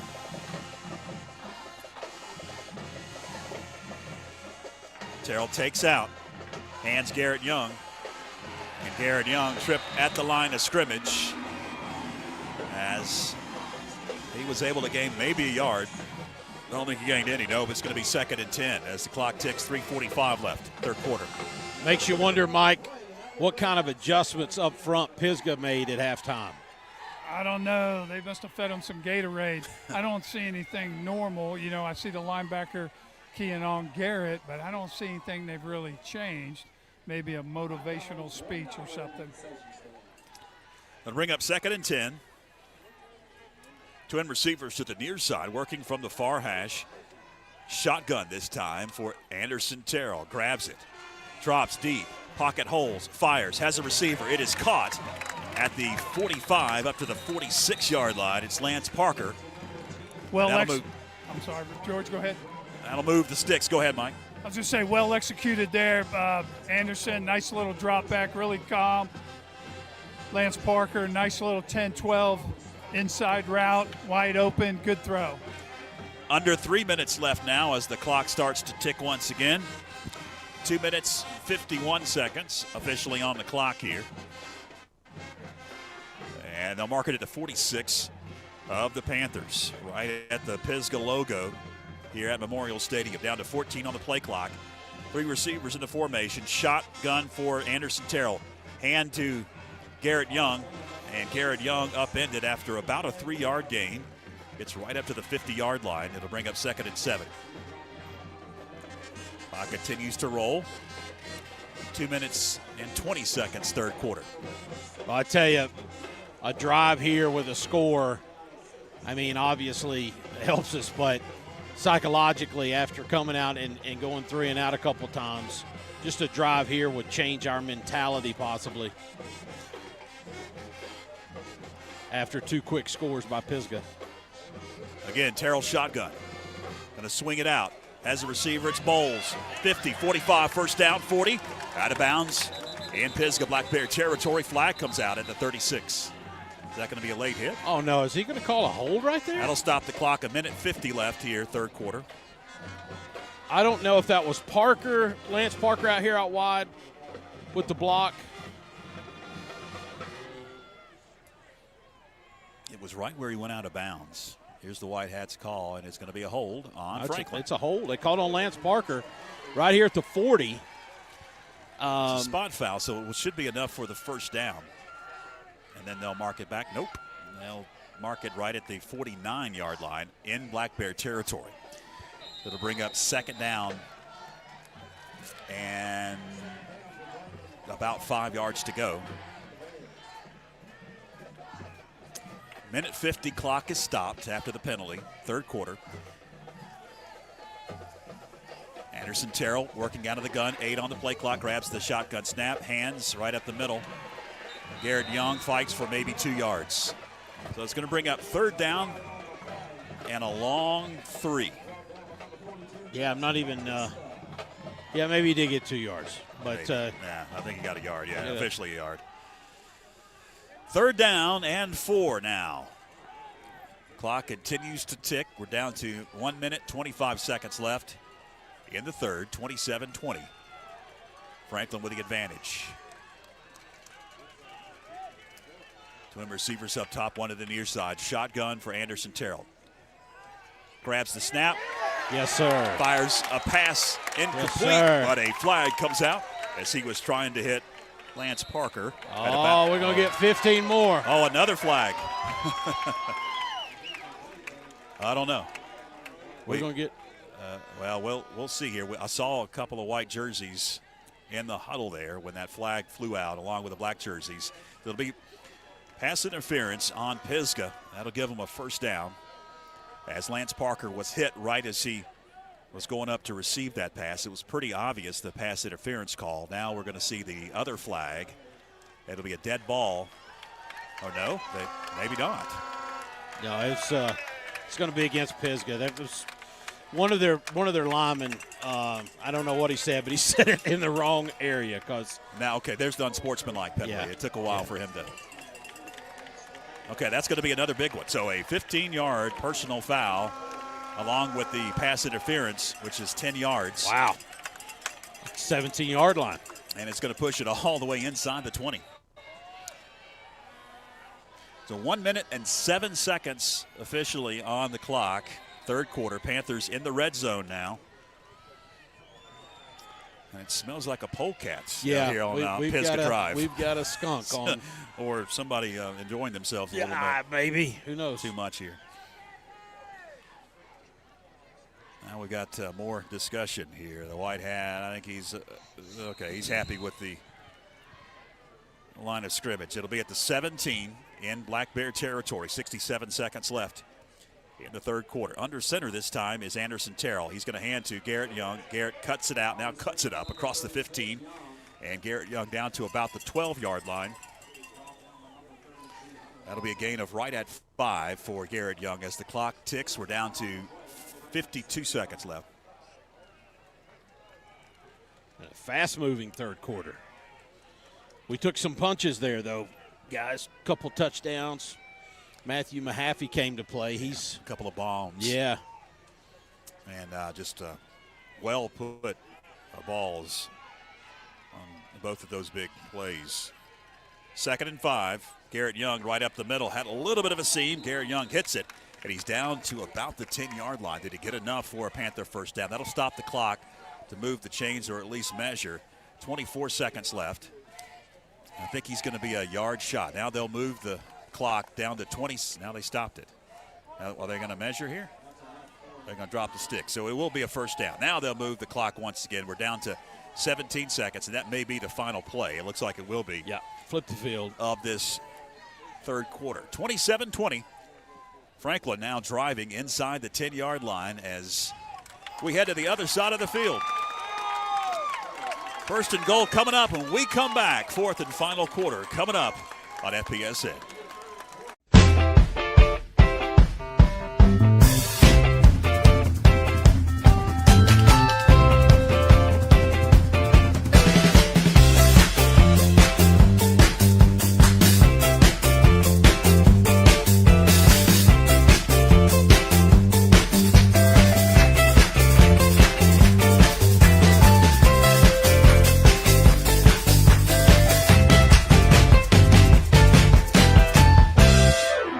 Lifelong resident of Franklin, Jeff Berry has a vision moving the town of Franklin forward, an entrepreneur with investments inside the town limits. He knows the critical infrastructure needs of the town. Jeff Berry would like your support in November.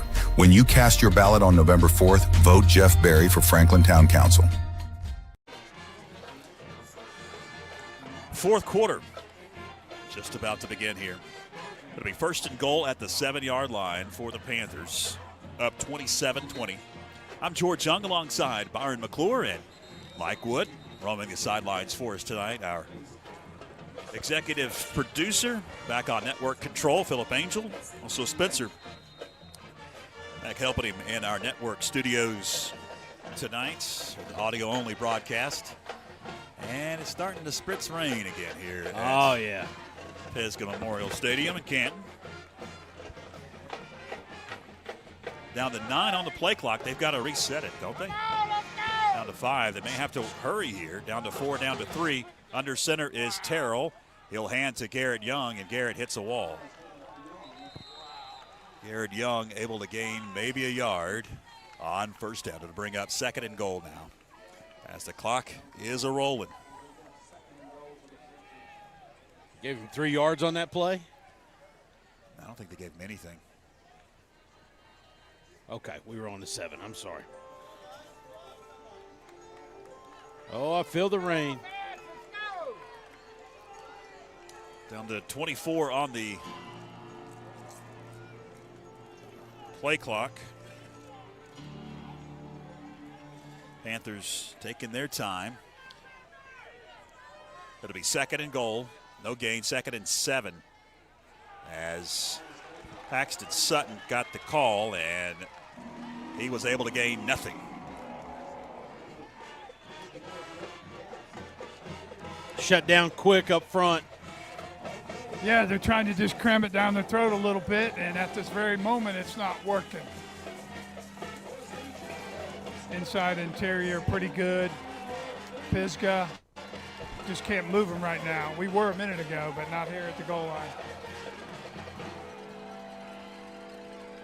Here we go on 3rd down. It'll be 3rd and goal.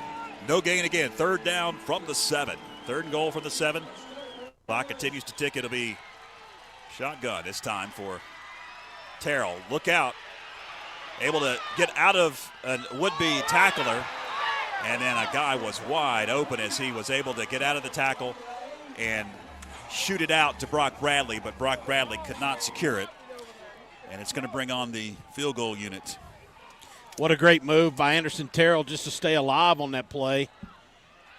And gets out to the left side and dumps one off there to Brock. He was unable to bring it in. But we got to get these 3 points right here. This is big here. It's going to be Olvera to attempt a 25-yard field goal from the center of the field. Keep your head down, baby. Come on. We've got whistles. And the kick was up and it was good, but it's going to be offsides on Pisgah. I disagree with the fan up here. I want the kick. Kick was great. It was good. At least he got a chance to practice. Yeah. I asked him how he missed that first one, because he doesn't miss many at all. He said going through impact, he kind of lifted his head up, which would cause that ball to move left. Sounds like golf. Yeah, it does. It'll be a half the distance penalty. That'll move it Josh, a couple did of he inches. decline that? I think he declined it. Yeah, that's what I was Yep. trying to say. You don't want any closer. He's where he needs to be. So again, Olvera, 25-yarder. Snap is back, the kick is up, and the kick is right down the middle and good. So with 10:14 left, the Panthers now hold a 30-20 advantage over the Pisgah Black Bears as we head to break. Stay with us. A lifelong resident of Franklin, Jeff Berry has a vision moving the town of Franklin forward, an entrepreneur with investments inside the town limits. He knows the critical infrastructure needs of the town. Jeff Berry would like your support in November. When you cast your ballot on November 4th, vote Jeff Berry for Franklin Town Council. Join FPSN each month during the school year as we spotlight outstanding performances from student athletes with the First Citizens Bank and Corbin Dental Athlete of the Month video feature. It's presented by Corbin Dental, a locally owned dental practice providing comprehensive and advanced dental care in Franklin. With deep local roots and a passion for service, Corbin Dental takes pride in providing world-class care right here at home. And by First Citizens Bank, helping families and businesses make more of their finances for over 125 years. First Citizens Bank, forever first. Member FDIC. Welcome back. 10:14 left in the fourth quarter. Panthers tack on 3 points to make it a 2-score game at 30-20. And they'll tee it up with Juan Olvera. Should kick it away.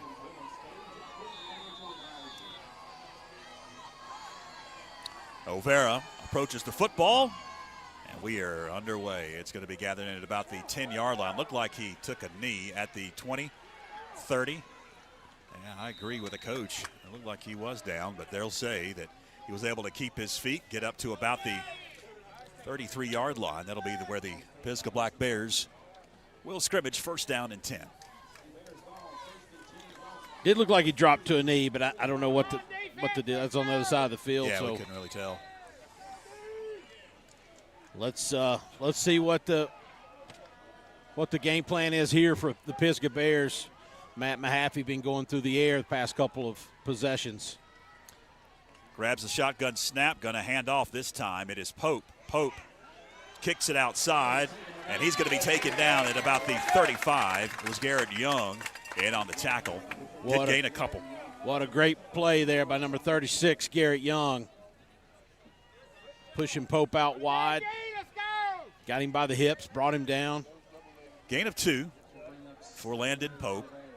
Clock is moving. We're down to 9 minutes, 40 seconds here in the 4th. 2nd and 8 after the 2-yard gain by Landon Pope. Mahaffey shotgun. Grabs the snap.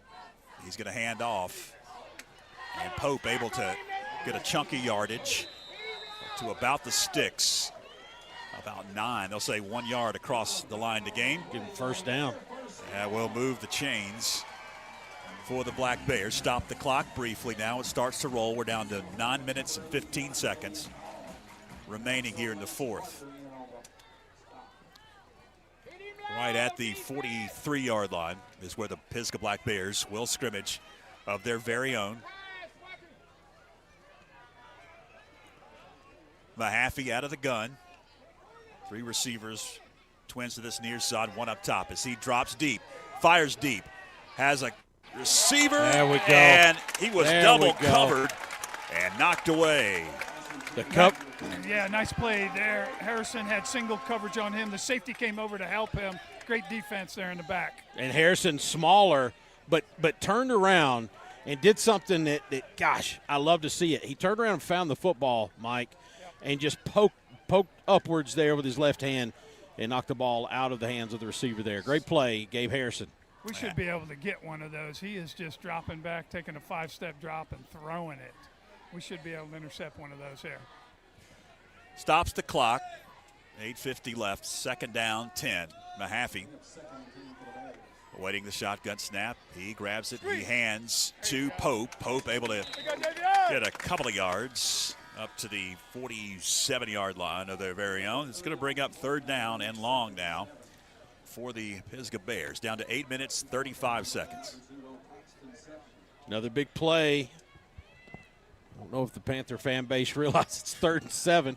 Well, it's awful quiet over here. They don't know if they need to get their umbrella out or cheer at this point because it is starting to rain again. McAllister's asking for some help from the crowd. They're on the Panther side here, outside here in this rain tonight. Mahaffey shotgun on 3rd down. Drops in the pocket. Now being flushed. Mahaffey looking to fire. Does. Incomplete. Nice coverage right there. Lance Parker picks him up as number 32 drags across the middle. And I'll get that name and number here in just a second. Junior Casey McAllister. Thank you, sir. Great coverage there by Lance Parker, setting up a 4th down decision by the Pisgah Bears. I see Mahaffey dropping back deep to punt with 8:01 to go here. They've left. No, never mind. The Black Bears will punt, but they're at about midfield. They will set up to punt. Perfect opportunity for a fake, but it looks like they will punt it away. You got the quarterback back there. That's a nice punt. Great punt. Drives Harrison out of bounds at about the 12-yard line. They'll mark it up to 13. 5 seconds came off the clock. 7:55 left in this ball game. The Panthers get possession, but at the shadow of their own goalpost.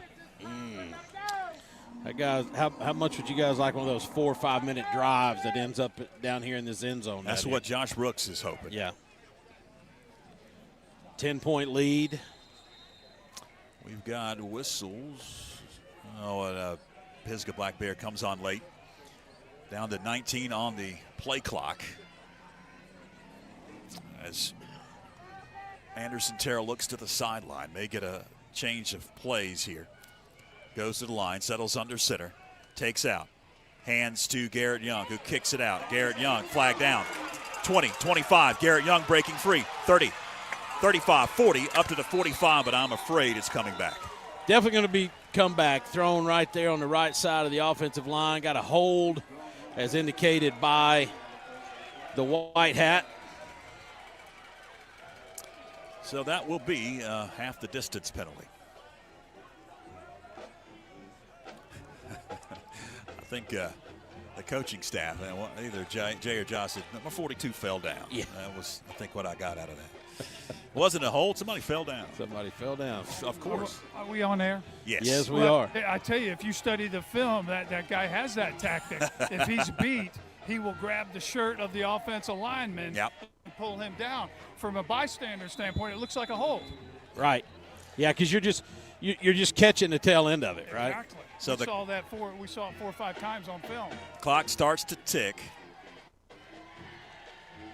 Panthers going to drain some of the clock. We're down to 12 on the play clock as now Anderson Terrell will settle under center as he sends Bowles in motion on first down and 15.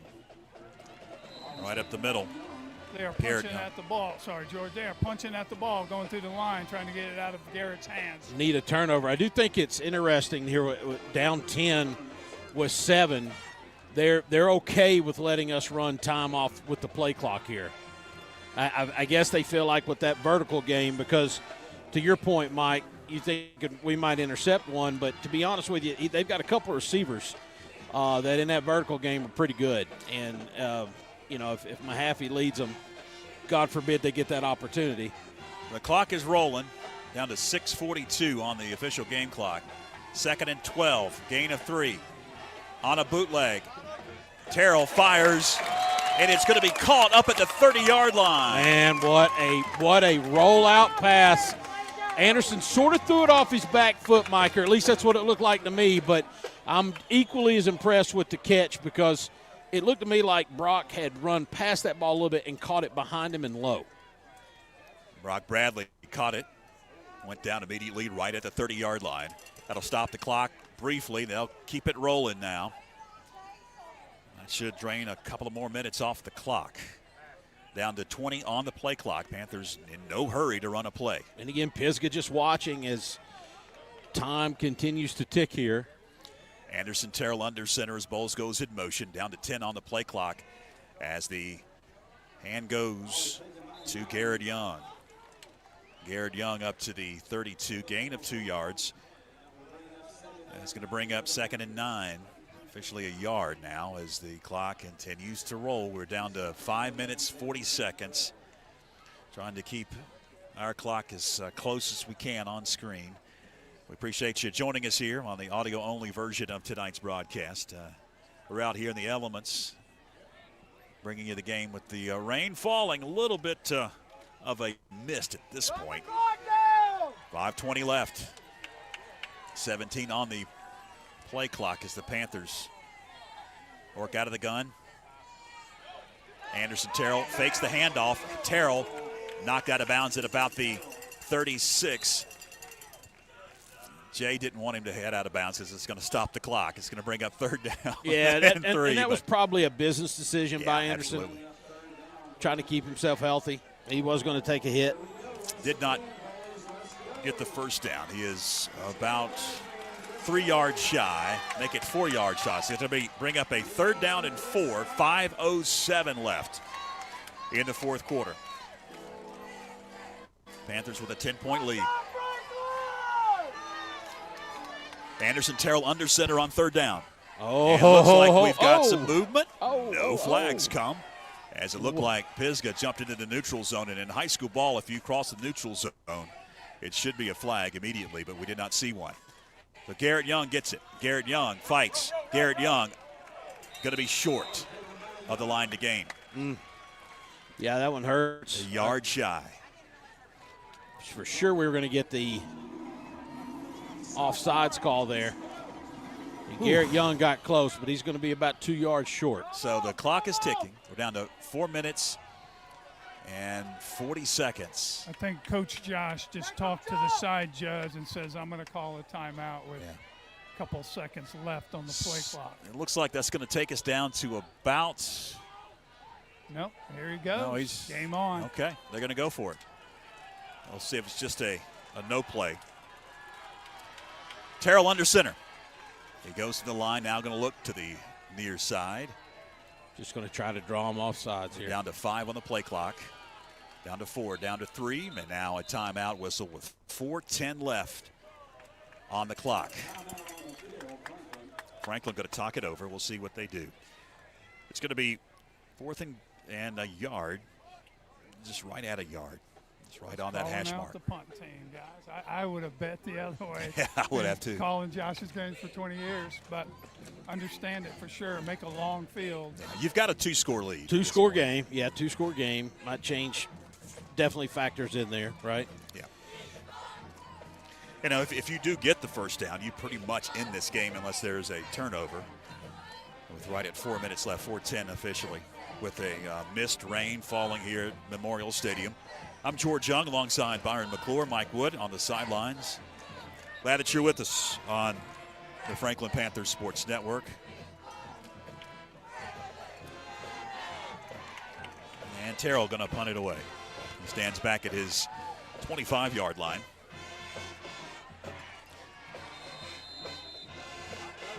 Back deep, Mason Putnam, who has been the story in the game so far for Pisgah, catching a couple of big balls here in this second half.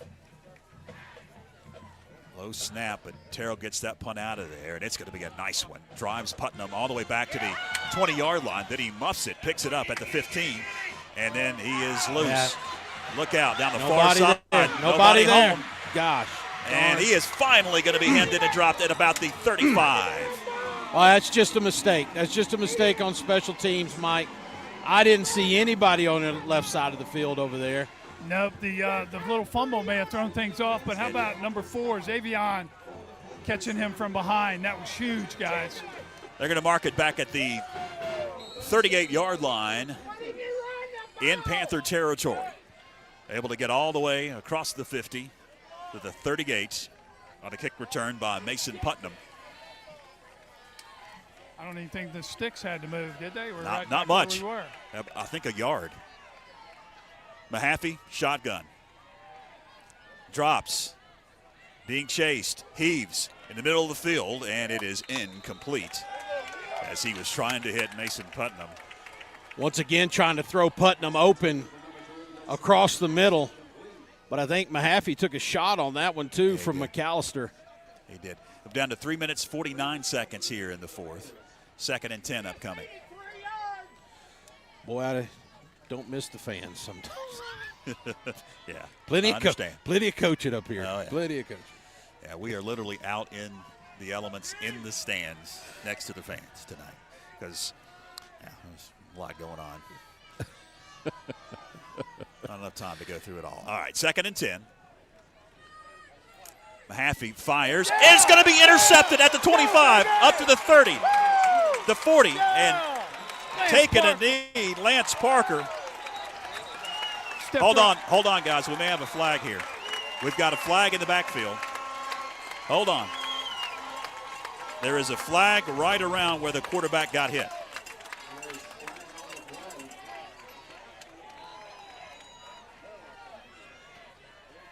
Now another flag flies. I think that was on us. Whew. A lot to work through here. Yeah, we just had a young man make a bad decision. Tell the official he did not like the call. Yeah, I saw it. I'm not going to call the number out, but roughing the passer. Josh sure didn't like it. It's roughing the passer on Franklin, and then there'll be another unsportsmanlike penalty. So that's going to take it all the way down to about the 15-yard line. And again, you guys are usually used to watching video with us. Just to describe what happened, we just went from an interception, basically a game-icing play, to a roughing the passer call, and then add on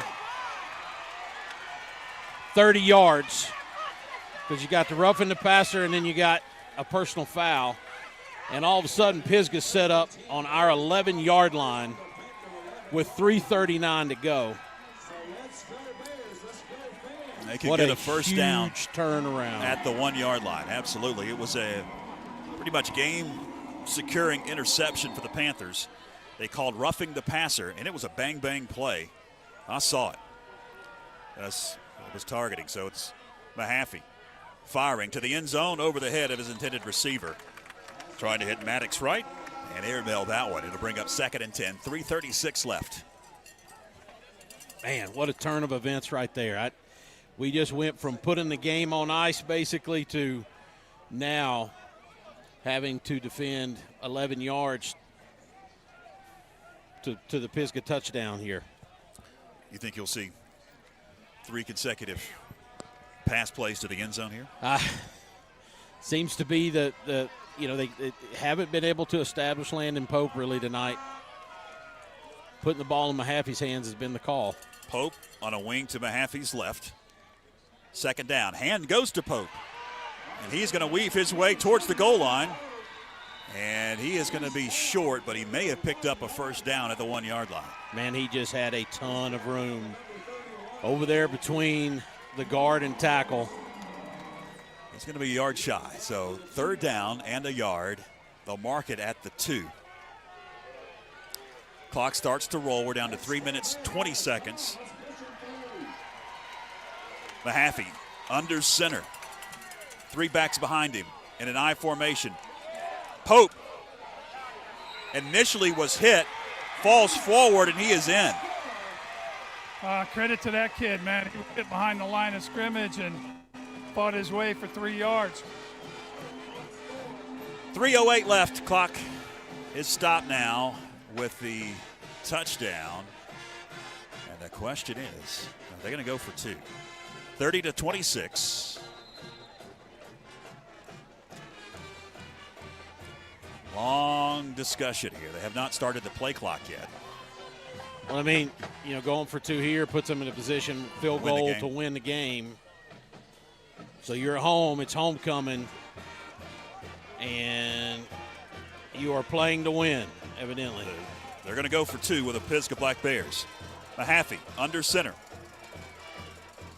They'll fake the handoff, and nothing doing. It'll be a 2-point conversion that will fail as Mahaffey is sacked in the backfield.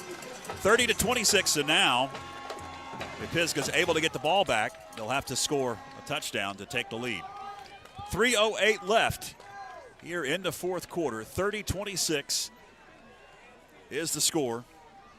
And we've had so much going on here tonight. I want to mention a couple of folks. The folks that are bringing you Panther football here on FPSN. Longview Baptist Church, along with Jeff Berry for Franklin Town Council, Mountain Credit Union, alongside the WNC Sports Zone, and all of our schedule sponsors as well. If you haven't picked up a schedule, still a lot of 5 games left, and you can grab one in one of our fantastic locations. Next week, it'll be homecoming for the Panthers at E.J. Whitmire Stadium.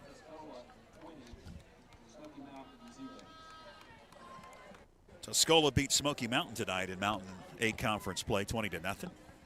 That score just came in. So here we go, guys. Gotta always be on the alert for an onside kick, as it's Gomez that will kick it away for the Black Bears. Panthers have their hands team up on the line. They're going to kick it deep.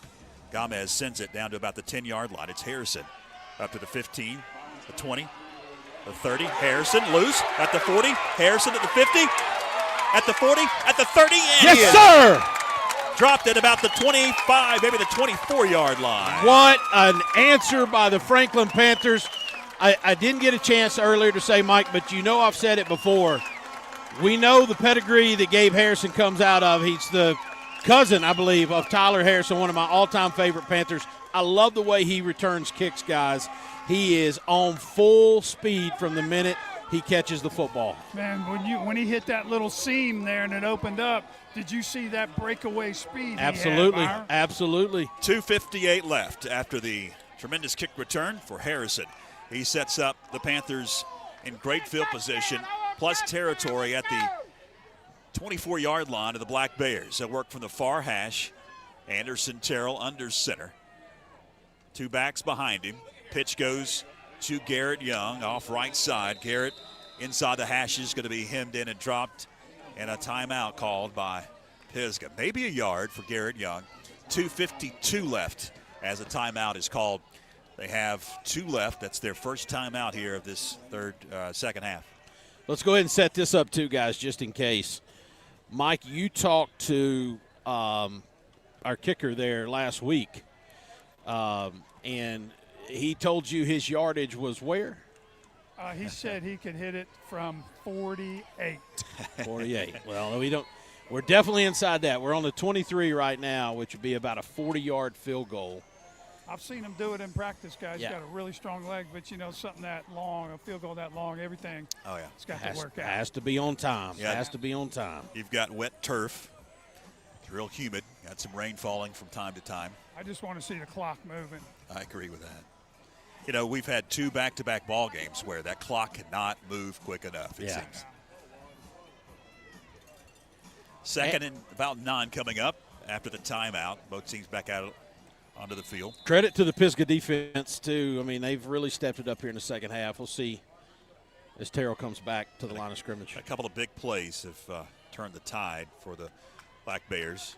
It was 27-6 at the halftime break. Pass play caught 20 to about the 19-yard line. That's going to keep the clock moving.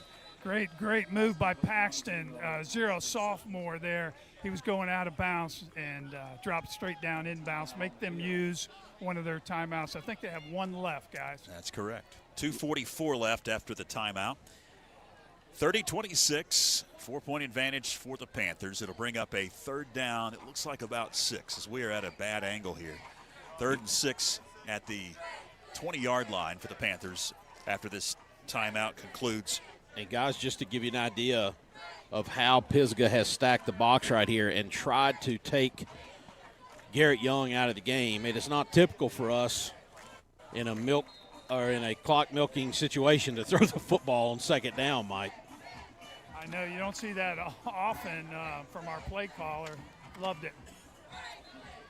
He had man coverage out there, so if Paxton breaks one tackle, that's 6 more on the board for the Panthers. 3rd and 6. Big play right here, baby. Big play. Come on, Panthers! 2:44 left. Scrimmage from the Black Bear 20-yard line. Coach Byram. Yeah. They don't get a first down. What do? We kick it? Oh, yeah. Or do we 4 down territory and make them drive the field? No, we're gonna put it through the uprights, and they're gonna have to score and have a 2-point conversion to win. Looks like Franklin's going to call another timeout here.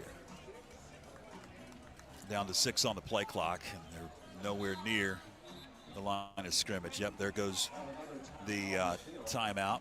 I believe that's just the first used by Franklin here in the second half. George, I think Mike just set me up. I'm just catching on. He did. I think Mike just set me up.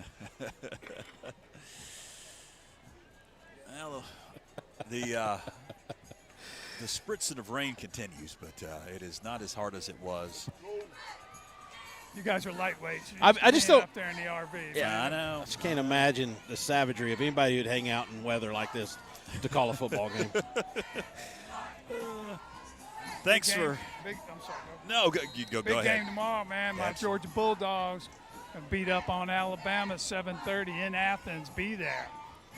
Yeah, I noticed you and Mike Gibson don't have a whole lot to say to each other on that sideline. No, we don't talk the week. He's a great guy, good friend, but the week of this game, we don't talk. 3rd down and 6. 2:44 left. Anderson Terrell under center. 1 timeout left for Pisgah. Garrett Young with it. Garrett Young takes on a defender. At the 10-5, Garrett Young. There you go. Touchdown, Franklin. Right over the right side, 27G, guard pulling, opening that hole again. And Garrett blew off a couple defenders and took it in for 6. Yeah, there was a lot of blocking that time. Credit that offensive line and the blocking in the secondary for opening up a hole for Garrett Young. 6 more for the Panthers. It is 36-26, waiting the extra point. Mace Waldrop knows it's big. He's down here pumping up the crowd. Great job, Mace Waldrop in the offensive line right Juan there. Olvera to attempt the PAT. High snap, get it down, and the kick splits the uprights. Right down the middle, Juan Olvera makes it a 37-26 advantage for the Panthers. 2:37 left in the fourth as we head to break on FPSN. Kids Place of Macon County is excited to announce the first ever 8-2-8 Treasure Quest. The event kicks off at the Macon County Rec Park with a field day competition where teams of 2 will compete in an array of physical and mental challenges that will test both their intellectual and athletic prowess. The top 5 field day contestants, along with the team that raises the most money for Kids Place, will advance on to the treasure hunt for a chance to win the ultimate grand prize of $10,000. Advancing teams will be taken to a specific location in town to compete in an action-packed team-based adventure where participants will race against the clock to complete challenges, solve clues, and travel to checkpoint across a series of exciting locations. It's part scavenger hunt, part obstacle course, and all-out fun. Teams must work to strategize, navigate, and compete for the fastest time in order to make it to their final destination and claim the $10,000 treasure. The only question is, do you have what it takes to win? Info and to register a team, visit 828treasurequest.com or scan the QR code. All the fun happens on Saturday, October 11th. Welcome back to Canton, North Carolina. Panthers extend their lead, 37-26. It's going to be O'Vara that will tee it up and kick it away. Like the Panthers were short a kick return player. They'll get somebody on late here. They haven't started the play clock yet. Now here we go. O'Vara, it'll be a short kick. Hits at about the 20. Gathering it about the 19. Look out, it's Mason Putnam. He's going to head to the far side of the field. He's got some blockers, 30, 40, and out of bounds at the 45. Again, great field position for the Black Bears at their own 45. First and 10. Not over, but we've got an 11-point lead with 2:28 left to protect it. And that little that player was actually on the field. Josh Brooks went over to him and whispered. It was the near side man here. He basically went over there and told O'Vara to kick it pooch right. Ah, okay. Is what that was. Gotcha. Thought it was somebody coming off or coming on late there. Shotgun for Mahaffey. He's going to roll to the near side, look to fire as a receiver. Caught at about the 45. Looks like it'll be enough for a Black Bear first down. They will drop the sticks and move the chain. Stops the clock. 2:21 left. Hunter Nelson caught that ball at about the 46 and was hit immediately there. They'll mark it at the 44 in Panther territory. Now the clock starts to tick. We're down to 2 minutes and 17 seconds left in this ball game. Matthew Mahaffey works out of the gun as he has pretty much all night. 3 receivers in the set. Going to roll far side. Going to fire as a receiver at about the 38-yard line. It is caught out of bounds immediately to stop the clock. For about a 5-yard gain goes Hunter Nelson. 2 minutes exactly left. As you can imagine at home, they're running a bunch of outs, trying to get to the sideline, get a catch, get 5 yards, and get out, stop the clock. But makes you wonder, Mike, when they're going to take another big poke downfield. Well, I think he's looking each time. We got pretty good coverage. But he sure looks like he's glancing long. Shotgun from Mahaffey. Grabs the snap. Drops deep. Pressure on. Firing. Check down receiver. It's caught at about the 35-yard line. Fault out of bounds by Paxton Sutton. Did he get out of bounds is the question. It was Landon Pope that caught it. They will stop the clock with 1:52 left, and it will be enough for a Pisgah Black Bear first down. You just got to do everything you can right now to try to get them down inside the boundary, forcing them to either rush a play or call a timeout.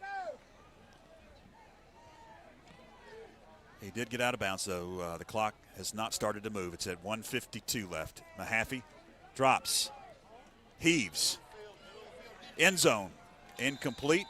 Nobody home, a little short of his intended receiver. That one, Maddox right. That one was a little odd. It was. As you saw the Pisgah receiver cutting back toward the middle of the field. Once again, Mahaffey's going to try to throw him open, but I guess he just totally missed Lance Parker, who had been backpedaling the whole time, and really Lance was the closest receiver to that ball. So it stops the clock with 1:46 left. 37-26, 11-point advantage for the Panthers. Second down and 10. Scrimmaging from the Panther 33-yard line. It's Mahaffey, high snap. He secures it. Now going deep again. Far side, and it's well out of bounds as he was again trying to hit Mason Putnam. I can't believe how quiet it is in here, guys. It just got quiet in Pisgah Memorial Stadium. A lot of folks on the far side have left. Yeah. Third down and 10 upcoming. Minute 41 left. I feel like I'm at a golf match. By the way, Mike, number 5 over there, quarterback for Pisgah, he can golf his ball. You know, I think I saw him hit some shots at the regional or the one yes. right before the regional. Yep. Yeah. Mahaffey will work out of the gun once again on third down. Again, scrimmaging from his own third, the Panther 33. Hand goes to Landon Pope. Pope trying to turn the corner, and he is fighting his way across the 30 to about the 28. Does get out of bounds, so that will stop the clock, but he is well shy of the first down. We're down to a minute 34 left. Fourth down and about 5 upcoming. I'm sad to say I don't have a tally on their timeouts. Do we know what that situation is? One? They have one left. I believe one. They don't have it up on the scoreboard here. Now let's say 4th and 3. They got a little bit more than I thought. Down to the 26 of the Panthers. Fourth down. Here we go. Ball game, basically.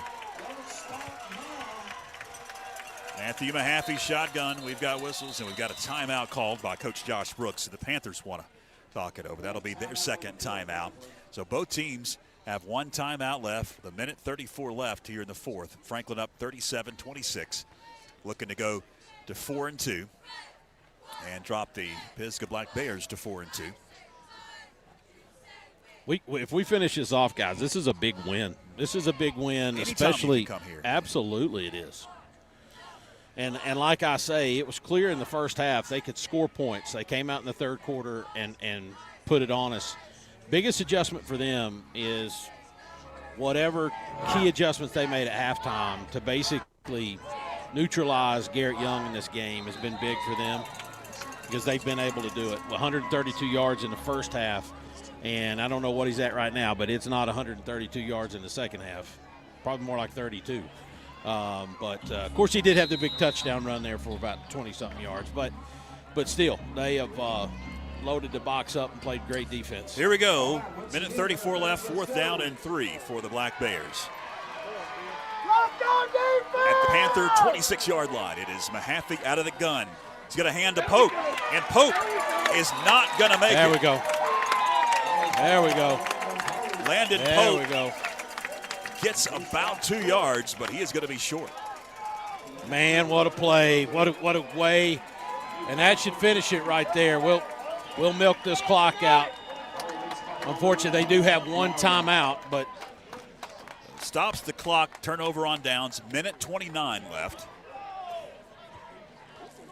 Let's put it this way: they'll be hard pressed to score 11 points in a minute 29. Only one timeout, so basically you won 3 plays here. That should do it.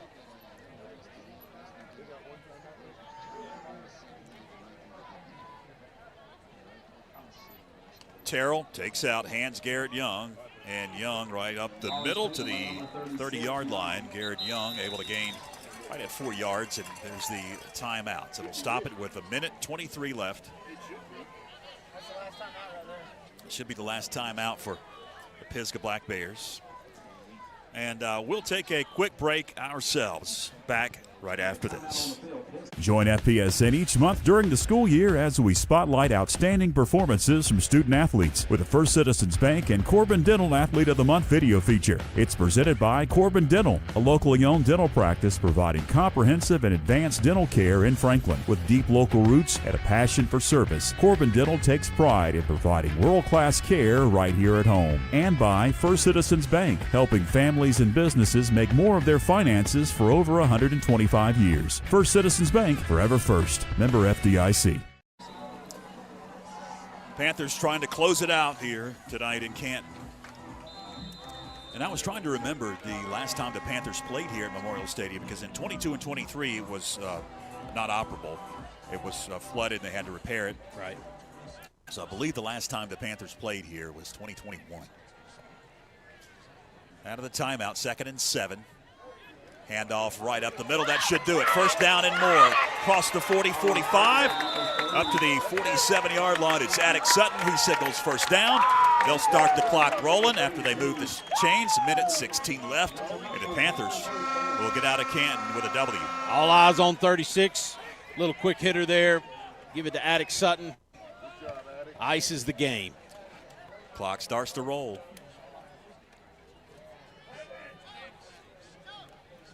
Under a minute left.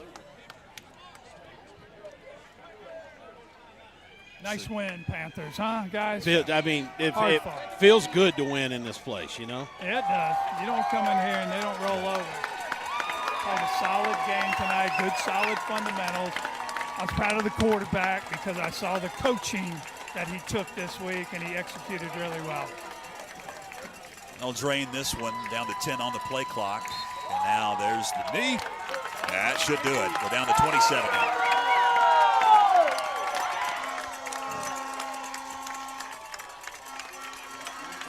So that's going to do it here in Canton, North Carolina tonight. The clock rolls down, and the Panthers will come out victorious.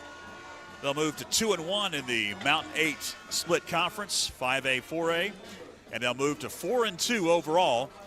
The Pisgah Black Bears will drop to 4-2. Panthers will await the Tuscola Mountaineers coming up next Friday. That one will be at E.J. Whitmire Stadium at Western Carolina University. Our cameras will be there. You'll see all the action live and in color as we know how to do it. We appreciate everybody over the past couple of weeks. These Thursday night games have brought a lot of attention to our broadcast because we're the only game in town in high school football in the state of North Carolina, at least in the western side.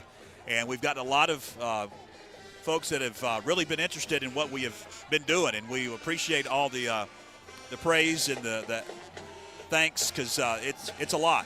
There's a lot that goes into these broadcasts, and it's a lot of work, and we do it as good as we know how, and we appreciate all the folks that have chimed in over the past couple of weeks. All right, that's going to wrap it up because it's raining. We got to get this equipment out of the rain. My thanks to our in-studio engineers tonight, Spencer and Phillip, running the show for us back at Network Control. Mike Wood doing a fantastic job on the sideline. And then Byron McClure, as always, doing a fantastic job up with me here in the booth. Color commentary. Panthers win tonight. They took the scoreboard down pretty quick, didn't they, guys? 37-26, the final here in Canton. For all involved, I'm George Young. Till next Friday, so long, everybody.